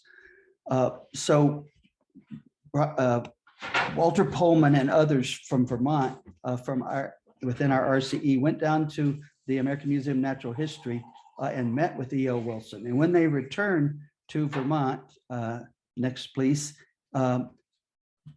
they started a Vermont Alliance for Half Earth. And so far as we can tell, there are no other states in the US or Mexico or provinces in Canada that have such a group. So again, Wilson talks about coming together to advance biodiversity preservation using science at its core and transcendent moral obligation to other life forms besides humans to do the Half Earth project. So our Vermont Alliance group has had several gatherings, and as with all collective impact kind of things within our RCE, they bring on a lot of other cooperators, nature centers, the Nature Conservancy, Audubon Society, Vermont Land Trust, and so forth, and for several, and some great speakers. So most recently, we had a couple months ago, Doug Tallamy, who's an entomologist and conservationist at the University of Delaware, and who's written multiple books, and most recent one's called Nature's Best Hope, a new approach to conservation that starts in your own yard. So he talks about national parks, making your backyard a national park. He does not have any use for big, spacious green lawns. And so he would have us all convert our lawns to native vegetation, and says just if we did that, it would make a huge difference in terms of biodiversity within the United States. So the Half Earth group nationally is going to sponsor an event that I call to your attention, and I give you the specifics at the end. Half Earth Day on the 22nd of October of this month, this year, and particularly between 2 and 3:30, there's going to be a discussion between E.O. Wilson and David Attenborough, which I know I'm looking forward to, and I imagine you will too. Next, please. So Walter Pullman has done a tremendous job, as you know. He's a great connector, and so he's in the middle of the pandemic, in the spring of this past year, he got this city nature celebration going, involving not only Burlington but also Winooski, Vermont. And next, please, and a variety of activities. So some speakers, great speakers about natural areas and pollinators and birds. There's a spectacular Nature Day on the 1st of May, in which some people were doing bio blitzes, which if you don't know what that is, we can talk about it later. And some were doing stream bank restoration on eroded stream banks. And some were going on in guided interpretive tours in the Intervale, which those of you who were here in 2019 for the RCE of the Americas know the Intervale in the floodplain of the Winooski River. Also, the last day of April through the 3rd of May, Burlington joined with over 400 cities around the world for the International City Nature Challenge, which involved a bio blitz. So that was exciting. Please, Brittany. So wanted to just briefly talk about approach of nature-based climate solutions. The Burlington has a conservation board that reports to the city government, and they are involved with proposing an addendum to the open space plan that deals with nature-based climate solutions. Next, please. It's a group of volunteers, and they advise the mayor, the city council, the planning commission, the zoning board, and the Parks, Recreation, and Waterfront board on things having to do with natural history and ecology. And so nature-based solutions, as it says, works with soils, plants, trees, and water alongside community partnerships, education, and participation to strengthen our people and our natural areas to combat climate change. So just a reminder that even if we stop pulling up fossil fuels from the earth now, there would still be far more greenhouse gases in the atmosphere than than we committed to having within the Paris Accords. And so one of the best way, there are these expensive technological solutions for getting some of those greenhouse gases out, but there's much more effective way is through nature-based solutions. Next, please. Going to run through quickly, just as basically drawing on ecosystem services to sequester the greenhouse gases in the plant tissue and in the soil. Please, Brittany. I'm going to do a short, here's a rationale for why nature-based climate solutions. Please, I'm going to show this little video that covers this. So they were able to hire a consulting group from New Hampshire, and that did an inventory of what Burlington already had in terms of community gardens and wetlands and shoreland along Lake Champlain, the sixth largest body of water in the United States, freshwater body, parks and the bike paths and so forth. Please. But then they also had a day-long virtual conference where anybody and everybody could participate and give their ideas. They also did a survey to thousands of people to then come up with the approach that they had. So that approach talks about different categories as you looked at before, but it was talking about diversity, equity, and inclusion to make sure that that's an essential part of it. And then they came up with an implementation matrix for each of the categories with all the different possible strategies, with lead organization and a timeline and metrics, how you're going to measure to see if you're successful. And as you know, it's really important to have that if you want something to happen and not just be pie in the sky kind of mission statement or vision statement, but to actually something that happens. So let's see if you can. Okay, good. Now, do you click it or do I? Did you know we can use plants, parks, and trails to address climate change? And here's how. The city of Burlington has invested a lot in some climate change solutions. Clean energy incentives and investments, improved bicycle infrastructure and pedestrian infrastructure, electric vehicle incentives and infrastructure. But together, we can accomplish so much more. Introducing nature-based solutions. Nature-based solutions can address urban challenges exacerbated by climate change. They are often multifunctional, cost-effective, and simple. Here, I'll show you what I mean. Improving parkland access, connectivity, and trails is good for animals, plants, and humans. Burlington Wildways is a partnership organization connecting and protecting the wild places and paths of Burlington. Improved signage allows for visitor education and stewardship, and building connectivity between urban wilds creates wilderness corridors for animals, allowing for safe travel through the city. Around the city, you've already started to see bump outs filled with native plants. This is helpful because it slows down and filters stormwater runoff from the street, reducing the chance of wastewater overflow into Lake Champlain. Plus, it creates mini ecosystems for native pollinators. It calms traffic and increases safety, and it adds beauty to our city. Community gardens and neighborhood orchards provide food for humans and habitat for pollinators. Rewilding lawns provides habitat for pollinators too, as do local farms. The Intervale Center is a huge urban habitat for pollinators right here in our city. Conserving and restoring our urban wilds promotes biodiversity and creates more food and habitat for wildlife. For example, removing invasive species like Japanese knotweed and replacing it with species that naturally occur, like red oak, cottonwood, or willow, increases plant diversity and creates a better habitat for wildlife and insects. Educational resources and events encourage community stewardship, participation, and input, so that we can work with each other to work with nature. For more information about nature-based solutions and how to get involved, follow Burlington Wildways on Instagram for updates about this work. We hope to hear from you soon. Together with community and nature, we can create a stronger city to combat climate change.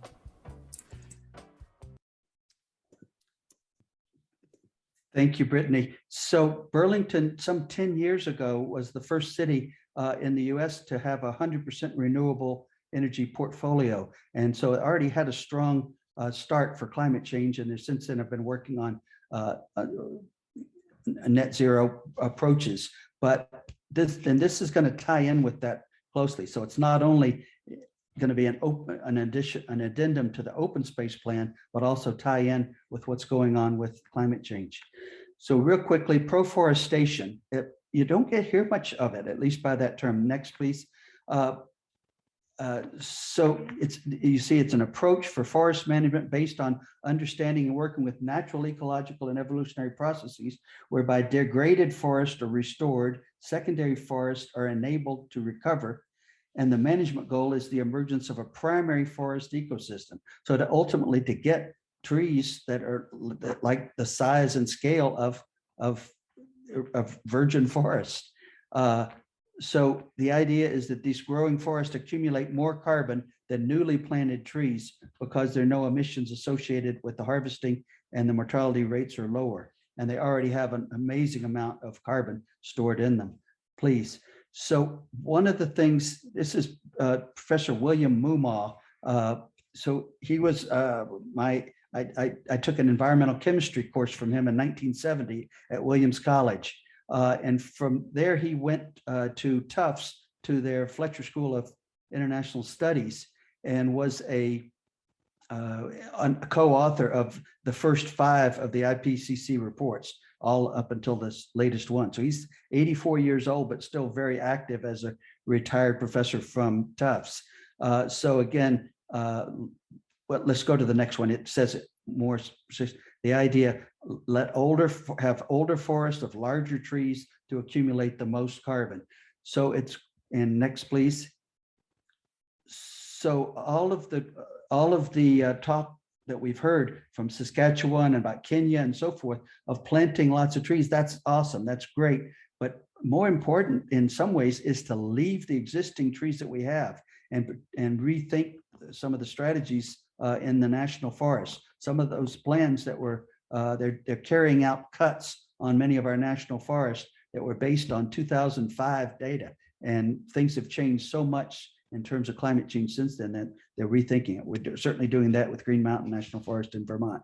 So again, here are some places for you to go for further information.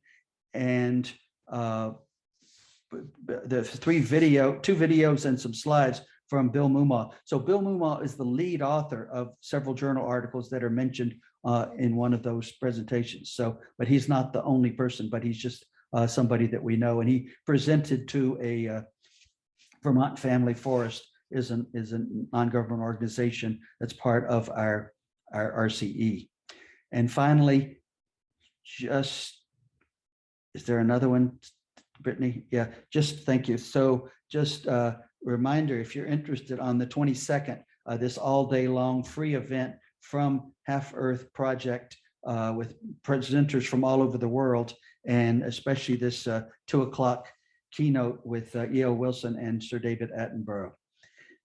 Thank you so much. I'd be glad to answer any questions and if anybody would like further information. Thank you so much. Thanks, Tom. I'm going to put the link to Earth Day right there in the chat box. Awesome.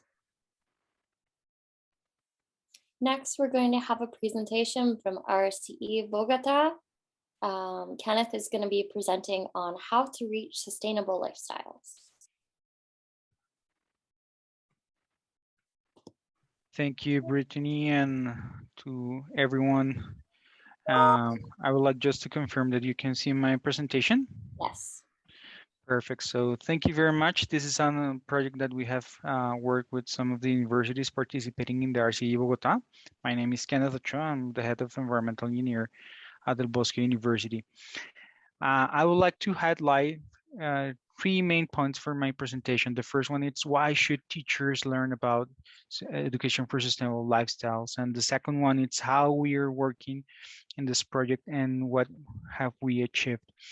So the first element, it's that you must know that sustainable lifestyles, it's one of the trending topics nowadays with the Agenda 21 but also with Agenda 2030. And we started working with different international conferences and organizations that have said that SDG 12 has a very important element, which is sustainable lifestyles. In Colombia, we have the National Policy on Environmental Education and also the National Policy on Sustainable Consumption and Production. This last one, the one that you see in the picture, it's an umbrella policy, which includes the participation from civil society and other stakeholders in order to achieve sustainable consumption and production. And there is important to understand that in Bogota, we are also working on the development on a local public policy on sustainable consumption and production. And one of the chapters are sustainable lifestyles.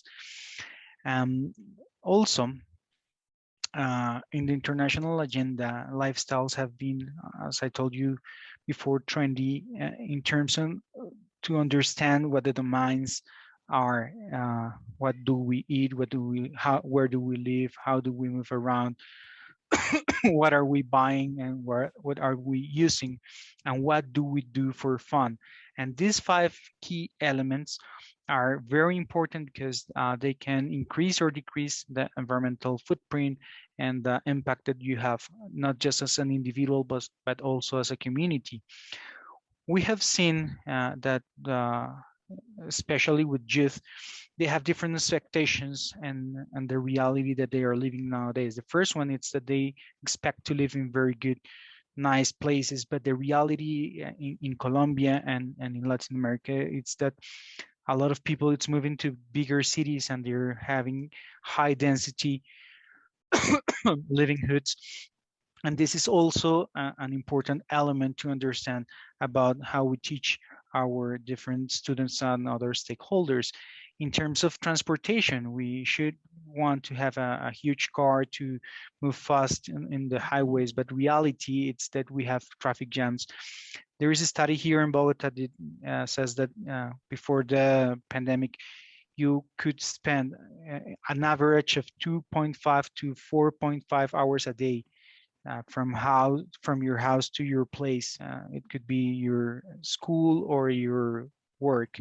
So these elements have been asking us questions about what do we understand by sustainable lifestyles and education. And the first one, when we talk about lifestyles, we think about how we live, what we do, where we share time, but also we have focused a lot on food consumption and food elements and the dimension on the lifestyle, because it's an element that it's important for our students and professors. And third, how can we reach education for this sustainable lifestyle? So we're working, taking into account 3 main elements, and this is condensed into the enabling conditions. The first one, it's the attitude. And the first question that we have to ask within the different universities, it's will we like to move the attitude of the students? And the answer, it's they have moved and they have a very nice attitude and pro-environmental behavior. What we have found it's that one of the problems that they've got, it's the economic access. So that will be the second element of the enabling conditions. It's not just having the attitude, but also having the economic access. But sometimes talking about sustainable lifestyles, the problem is not to have the economic access, but also to have the opportunity. And I would like to make an illustration for this. Let's think about organic food. I will prefer, and if you ask, we have actually asked hundreds of youth here in Colombia about if they would like to have organic food, taking into account that it has less environmental impact and all that stuff. And they have said, yes, we would like to have this. So the attitude, if you think it's maybe on this side, you have a good attitude on the environmental element. But here in Bogota, to have organic food could be about 20 to 35% more cost that the regular food has. Actually, we run at the university a study that says that most of the vegetables that are near Bogota, they have heavy metals. So it's pretty cheap, and it has a lot of problems that the ones that we have, according to other systems that will take into account that you will have no that you have clean water or other sustainable consumption alternatives. So maybe you have the access. You are willing to pay 20 to 35 more percent more of what you're willing to pay on a regular food. But the problem is that sometimes you don't have the market, and that's another element. So this is a triple element where we're talking about to move forward in order to get those enabling conditions on sustainable consumption and production. So the question real, it's where do we want to move or take our society to? So what have we been working? We have been working with different policy makers in order to have bottom-up policy design. We have working with curriculum design and implementing, for example, this UNESCO guidelines for curriculum development. And what have we achieved? The first element is the understanding of what sustainable lifestyles are. According to Lindsay, those are the collections of social practices perceived by individuals as socially and environmentally responsible. It includes methods of traveling, food acquisition, consumption, waste management, and participation in local groups. And what we have to understand with our projects is that students are willing to have sustainable lifestyles, and also organizations and enterprises are working in order to get them those alternatives. We also work on a project. We had a paper that was back to 2016 on professional development of the university educators and education for sustainable development, and we have found 3 different elements that are according to what teachers are doing at their class to teach about sustainable lifestyles and education and sustainable development. The first one, it's an emancipatory style, and this is teachers that are looking to encourage autonomy and creativity, preferring unstructured problems, promoting innovative projects. And the second one are the teachers who have a technical style, and they are looking forward to have more information transmission. They are very close to the set of rules and procedures and all that stuff. And we have another element, which are the practical style. And those practical style professors are looking forward to be critics, evaluating rules and procedures, addressing problems, focusing on evaluating and analyzing. They are more looking on contrasting viewpoints. And it is interesting because when you're looking forward to have this kind of activities within the professors and the and the school teachers, what you find is that they are not just in one pole, but they are in different elements of this 3 pedagogics. Finally, we've got the didactics on education for sustainable lifestyles, and we have developed 5 projects. We are working on teaching learning sequences with this 7E process. The first one is the icebreakers. How do you engage the students, the key questions in order to elicit them, how do you promote reading and investigation in order for them to explore? How do you focus on their thoughts in order them to explain what they have been understanding about those that exploration? Also, we have different activities, and they're working hands-on and having elaborations. They have also the evaluation. We have evaluations on the first stage and the final stage. And finally, we are working for them to share this information, and then they extend this. Some of the projects that we have been working on are, well, I'm not gonna read it, but just to show you the pictures that you can see there with students from kindergartens to high school, and we have developed also some learning activities, board games, and other elements in order to share this information and to have them as actors. So that was what I wanted to share with you. Thank you for the time, and well, we have to acknowledge the universities that have joined this project. Thank you so much. Thank you so much. That was wonderful. Next up, we have a presentation with Jonathan and Serena on behalf of RCE Greater Portland. Sorry. Thanks, Brittany. Hi. Hi. I'm going to try to share my screen.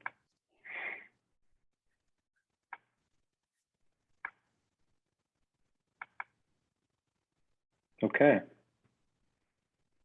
Thanks. Good to be with everybody. This is, I think, my first official RCE Americas meeting as a director at Gibson, and I know we're well over time, Brittany, so Serena and I are gonna fly through. Thank you.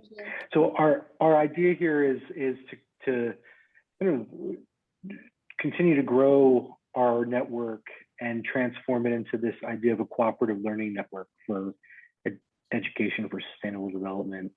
Just really quickly, just some context. We had this leadership transition. I've got a background in community-based environmental justice and civil rights work, a lot of nonprofit management experience. I'm a lawyer, so I just bring a different perspective in. I have a long kind of critique of local environmental and sustainability movement work for not really incorporating a lot of EJ and a lot of relationship focus. And so that's a personal aspiration of mine that I'm bringing to the work, is to focus on the relationships and transforming those relationships with people and land and capital. And, you know, COVID has given us a little bit of time to regroup and brainstorm and do some capacity building, develop a theory of change, things that I think will strengthen our network going forward. And again, focusing on relationships, on this idea of emergence. I think we're fortunate not to be beholden to any one university. And so the idea really is to cultivate partnership across some of the different academic institutions, higher ed in particular, here where we have very strong programs on sustainability and environmental law, et cetera. And looking to not replicate kind of a hub model, but rather bringing people together as all parts of the web. So we have a new mission. We're a cooperative learning network. We're advancing the SDGs, focusing on this generative and meaningful dialogue, basing it on shared learning. We want to really focus on what strengthens movement and looking at root causes. This is a hat tip to Luke Cole, who was a very influential and renowned environmental poverty law advocate back in the 70s. He passed away about 10, 12 years ago on doing aid work. And I always like to bring his teaching forward. You know, what is a cooperative learning network? We're not really sure yet. We're developing it in real time. We want to focus on this idea of cooperation, figuratively and literally. It's about relationships, but it's also perhaps about introducing the concept of cooperative enterprise into sustainability education, where it often doesn't seem to live or have a home. We all know that capitalism is a root cause of what ails us, and you know, it's very hard to chip away at it. So we need to be intentional about that. I just saw in the presentation before this focus on dialectics. That's something that I think is important to introduce in terms of having dialogue across different perspectives, searching for some shared truth, rather than a more traditional didactic, top-down, one-way educational model, and really trying to be a network in practice. And so, you know, focusing on this idea of generative and meaningful dialogue, trying to create space for new ideas and concepts to emerge. We all have a need to make sense of things, and so there's so much work happening here in the Portland metro area around sustainability. You know, I think we have value in bringing folks together and strengthening that work through dialogue and shared learning. You know, we've been really Kim, our founder, has been a leader in terms of teaching and promoting the ESD for 2030 initiative, and we've taken that to heart. She gave us a presentation as well. And so we wanted to think about these priority action areas and see how we could, how they would influence our programming. We also created this theory of change model that, again, just visualizes but puts on paper the assumptions we're making about how we make change. How do we get from having a vision down to programs that actually start to advance that vision? And the programs that we've landed on at the bottom are the Portland Youth Climate Collective, which Serena is going to talk about, and this idea of transforming education for sustainability, which is, I think, our charge as an RCE. And so what does that look like? What does that mean? On the transformation aspect, we've been having these monthly sustainability salon series, and we're looking to build off that, which again is that generative dialogue piece, bringing some really established and new folks together to generate and create kind of new ideas, new partnerships, new relationships. Partnerships with people who do co-ops is something that I'm passionate about and looking to bring in. But the work that we have on the ground here in Portland that is, I think, most dynamic, being funded, it's got some legs and some real teeth, is the Youth Climate Summit work with the Portland Youth Climate Collective. And so I will pass it over to Serena. Hi, everyone. I'm Serena, and I use she, her pronouns. And I help lead the Portland Youth Climate Collective, which grew out of our historical college network program that really focuses on centering young people around climate action and climate justice. So we really reevaluated this program.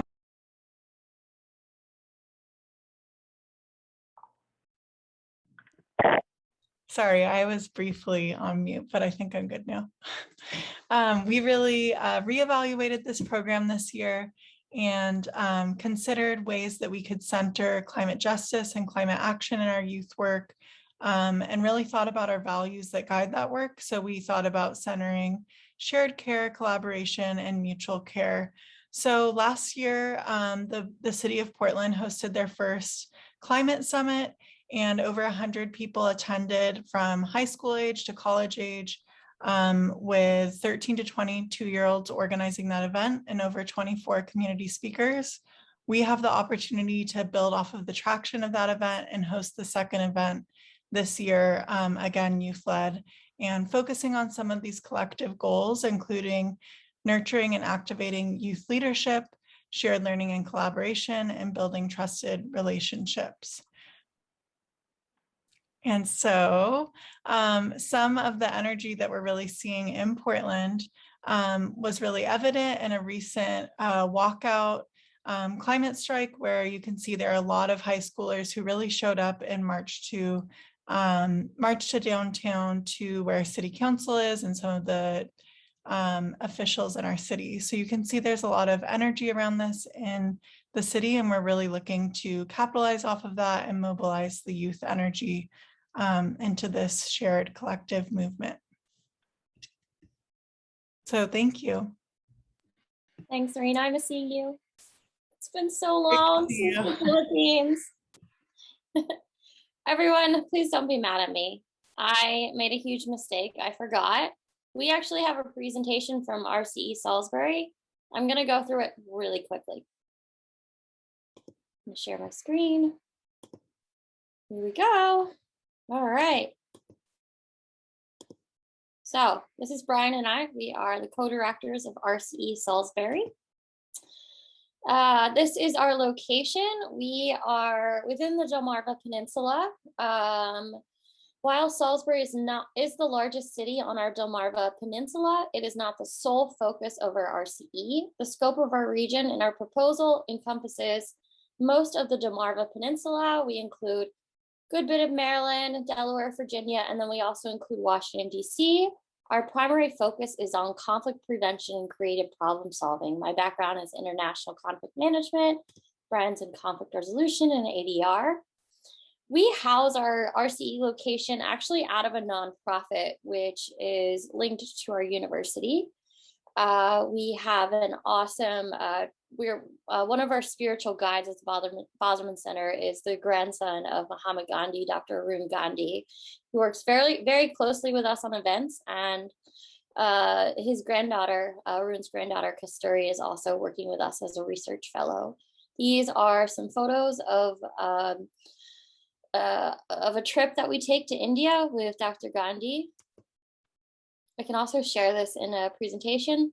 Brian and I also teach at a university, but our RCE is not at the university.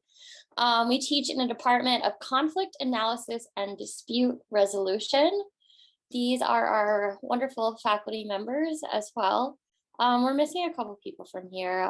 Dr. Coco's not here, and Dr. Thomas Boudreau, and Professor Rob LaChance. But yes, we have a master's program, bachelor's program. We have minors. We are ranked #2 in the field of conflict resolution. Please check us out if you are a student and you're interested in getting a graduate degree or a bachelor's degree, another bachelor's degree. Over at our RCE location, we have some wonderful RCE fellows. Bridget, who's with us tonight. These are their photos. We also have wonderful graduate photos as well. Cynthia, she is our graduate assistant over at the Bosman Center. We have Ray, who's been helping moderating as well. Matt, Amanda, and Jessica, they're awesome. Can I add something to that real quick? Yes. So, if you go back one real quick, Jessica is on her Fulbright doing brain research in Norway. Yes. And I think she's going to wind up at Cambridge University. Amanda is at Brandeis, and Matt's with us here at Salisbury. So even though they're students or former students, or they're connected with us in a variety of different ways, but they're all hooked up with RCE projects. And Ray's over at Kennesaw. Right. We also have postgraduate fellows as well. Brian, would you like to share something about our postgraduate fellows? Our newest one is Dr. Janet Dudley-Eschbach. She's a professor emeritus at Salisbury University, and she's doing work on women's issues in the Caribbean. Her PhD's out of Mexico City, and she's really enjoying not being the president. And I said, well, you want something to do? And she said, yeah, I would be a fellow, but Peter's in Ireland working on the Troubles, and Pranay Rana, Dr. Rana just flew in from Doha last night. He's pretty jet lagged, so I probably will hear from him at 1 a.m. And all these other guys, like Elon works with us very closely in the Middle East.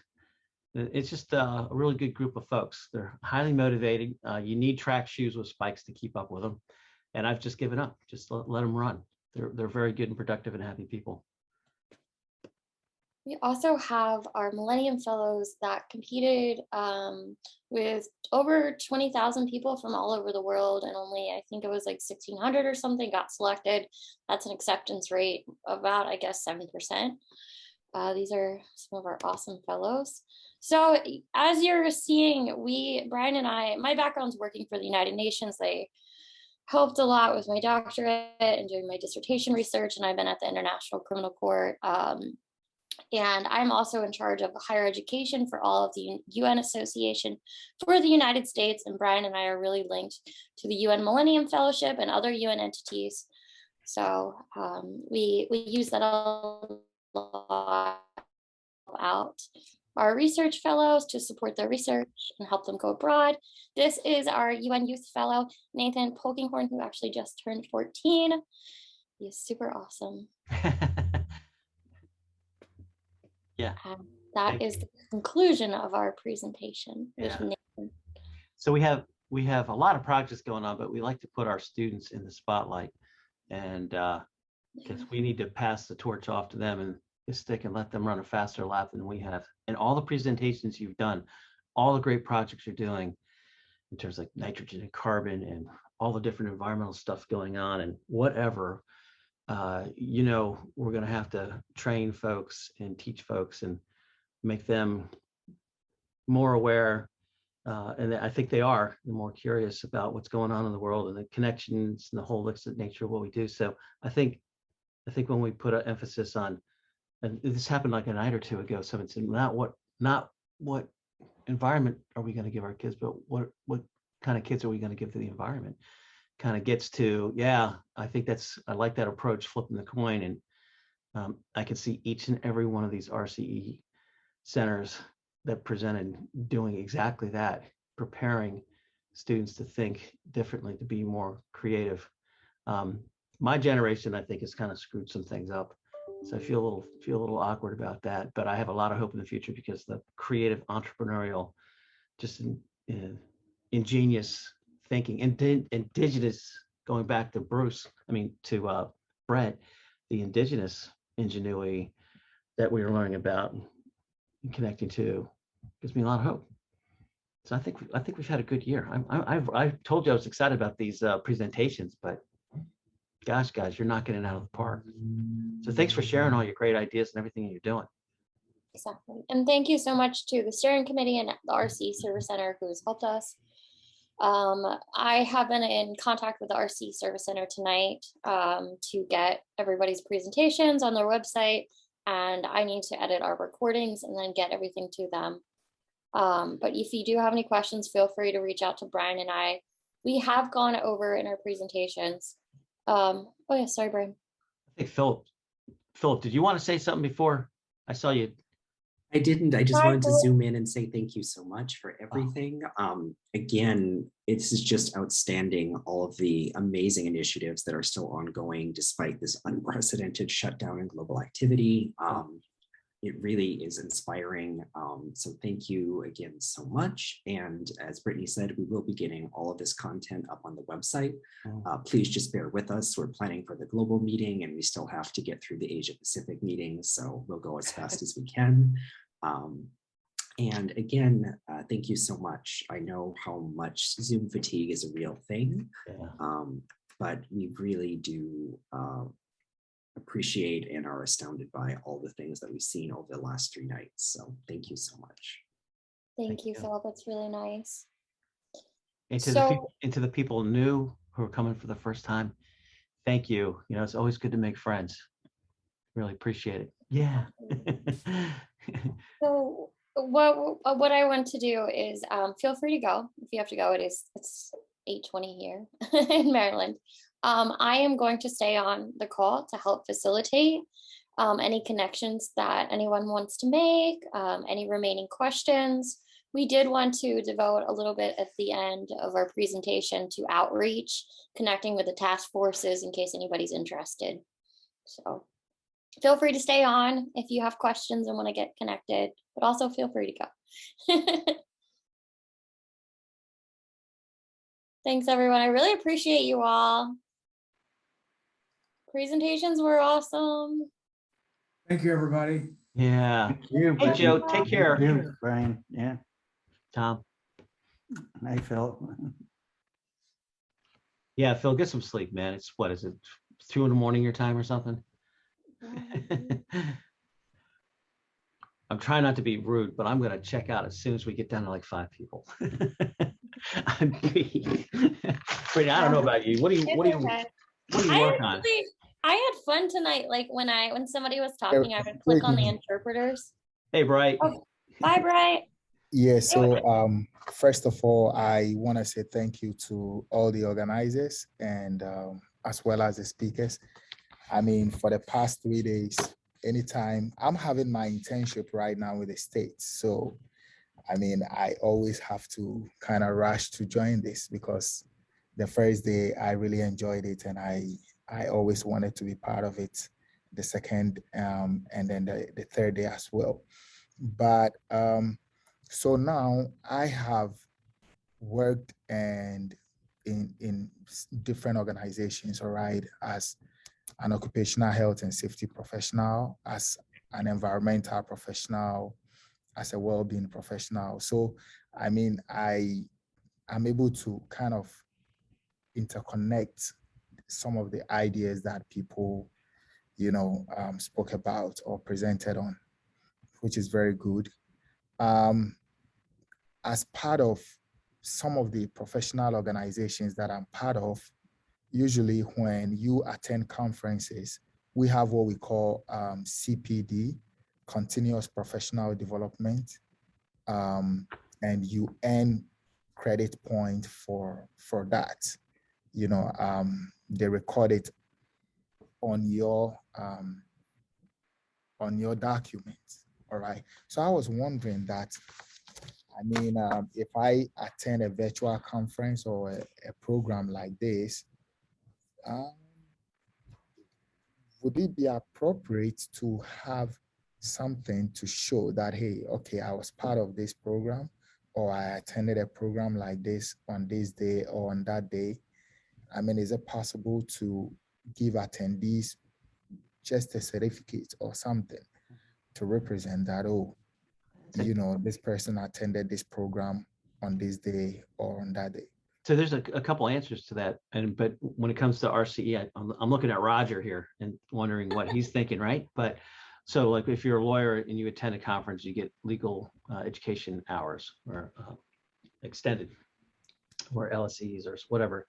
And that's external to the accrediting body. And then there are conferences and meetings where they say, if you attend, you'll get this for having, and you might be able to turn it into, let's say, if you're a social worker, and it, like after the fact, get some contact hours for it, or just a certificate of attendance for having done it. It's not like it's necessarily a course, but I know what you're saying, and I've seen that before. I don't know what UNU does with meetings like that. Maybe Roger has some insight. Yeah, I mean, I think it depends on the audience and the need, right? So, you know, if universities and you've got your professional development as faculty, it could be quite useful to get a certificate for attending. Also, you know, of course, the agenda is always great if people had a chance to present, and that can be used as something. But I think if you're talking about, you know, the professions and trades, again, what they might need might be different. I think what you really want is, for those who need something, they should get something.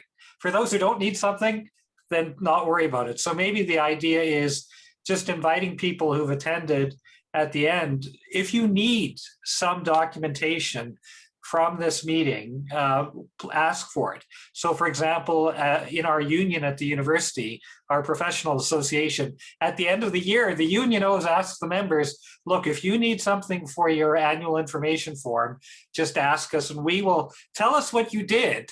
And we will write up something that tells you what you did that was valuable for you, right? And then make it cost of, you know, time effective. But and I think an RCE could do that for its own volunteers as well. You know, just making it part of your annual cycle, even. Mm-hmm. So maybe that's what we do as the Americas now. We not only as RCEs do we recognize our members if they need it, but also as the Americas. Maybe that is a good point. We recognize those who came and participated in various ways. Well, Roger, how about if Brittany and I catch up with you about, that's a great point, right? And maybe what we can do is, you know, we've done it for our workshops, and if people looking for this in terms of documenting their professional development, I don't see why not. I think, see, that's why I like, you always have a good answer. Well, the other thing, people might, I remember Lyle Banco, my colleague, and he had a wall of RCE memorabilia. And so he didn't want it as recognition. He wanted those certificates to remember. Oh. And that's a completely different reason, but everybody will have different reasons for wanting something like that. Yeah. Yeah. So for example, this is my first time of joining something like this. And I think I just had the opportunity because I'm going for my PhD at Kennesaw. Mm-hmm. I wouldn't have heard about this because nobody would have ever told me about it. However, as I progress in the field, I think I'll be meeting a couple of you and likely to work with some of you and things like that. But at the same time, maybe not only me, but others may as well need it. Even if you are applying for your PhD program, you are required to, you know, to list some of the things you've done in the past, you know, and if you've done publications, you're supposed to list them. If you've attended conferences and stuff, you are supposed to list them. And I think this, considering the content of what we enjoyed, I mean, this is at par with every kind of international conference or Wow. program that you'll attend. I mean, looking at the content. So there right? should be something that really should be given out to attendees. Like, Yeah. I think If I recall, I see that Philip is off, but I recall in 2017 in Vancouver, that some people had things, I think they were from their own employers or their own institutions of higher education that Philip was signing. Oh. And Oh. because Like I volunteer remember hours. coming back from a walk in Stanley Park, that they were, oh, I've got to go get the plane, but I need this signed, and I'm Right. Philip. Yeah. Aw. Hey, I got an idea. Piggybacking off of Tom, Bright, we'll cut you a deal. This is a deal. Sure. All right, this is the I deal. appreciate it. You go out, you do amazing work, you change the world, but we'll give you the certificate first, kind of paying it forward. Right? Okay. Sure. I And think it's a good idea. It's good recognition, and by the way, we accept compliments every day, year round. So all of us, right? Right, yeah, Tom? Right, one Roger? other thing, Oh, you guys are fantastic. I mean, this conference is a crash course on the Americas. If you wanted to know where is sustainable development going in the Americas, this has all the communities that are on the cutting edge, doing incredibly diverse things. Like, there is no conference like this conference. And so part of it is, as you say, sharing it with other people, saying, if you really want to know what's going on, this is the place to be. Exactly. yeah, and I think one other thing is that, I mean, look, I come from a developing country, all right, and most of the presenters, considering the countries they come from, have similar or the same characteristics as where I come from. And with the strategies that they're proposing or that they are implementing in their various countries, I feel like, how can RCE extend their tentacles to other areas or other developing countries or other places who might need some of these strategies? I mean, this is something that we should start thinking about. If we can, okay, hey, the Americans are, RCE Americans or whatever, are bringing a conference, a virtual conference, or if we need to get some funding from somewhere and, go elsewhere, extend our tentacles and let people know some of the workable strategies that they are implementing in their countries that could work for other developing countries. For example, in Ghana right now, deforestation is a big issue. All right. We used to have what we call galamsey. It is small scale mining where they just use pickers, shovel, smaller tools and equipment to do this. But with the infiltration of the Chinese, they've introduced heavy machinery into this. And so now they do it on a larger scale without any, let me say, strategies of, how do you call it? Restoring the land they have destroyed. They're destroying the forest, they're destroying wildlife, they're destroying water bodies and everything else.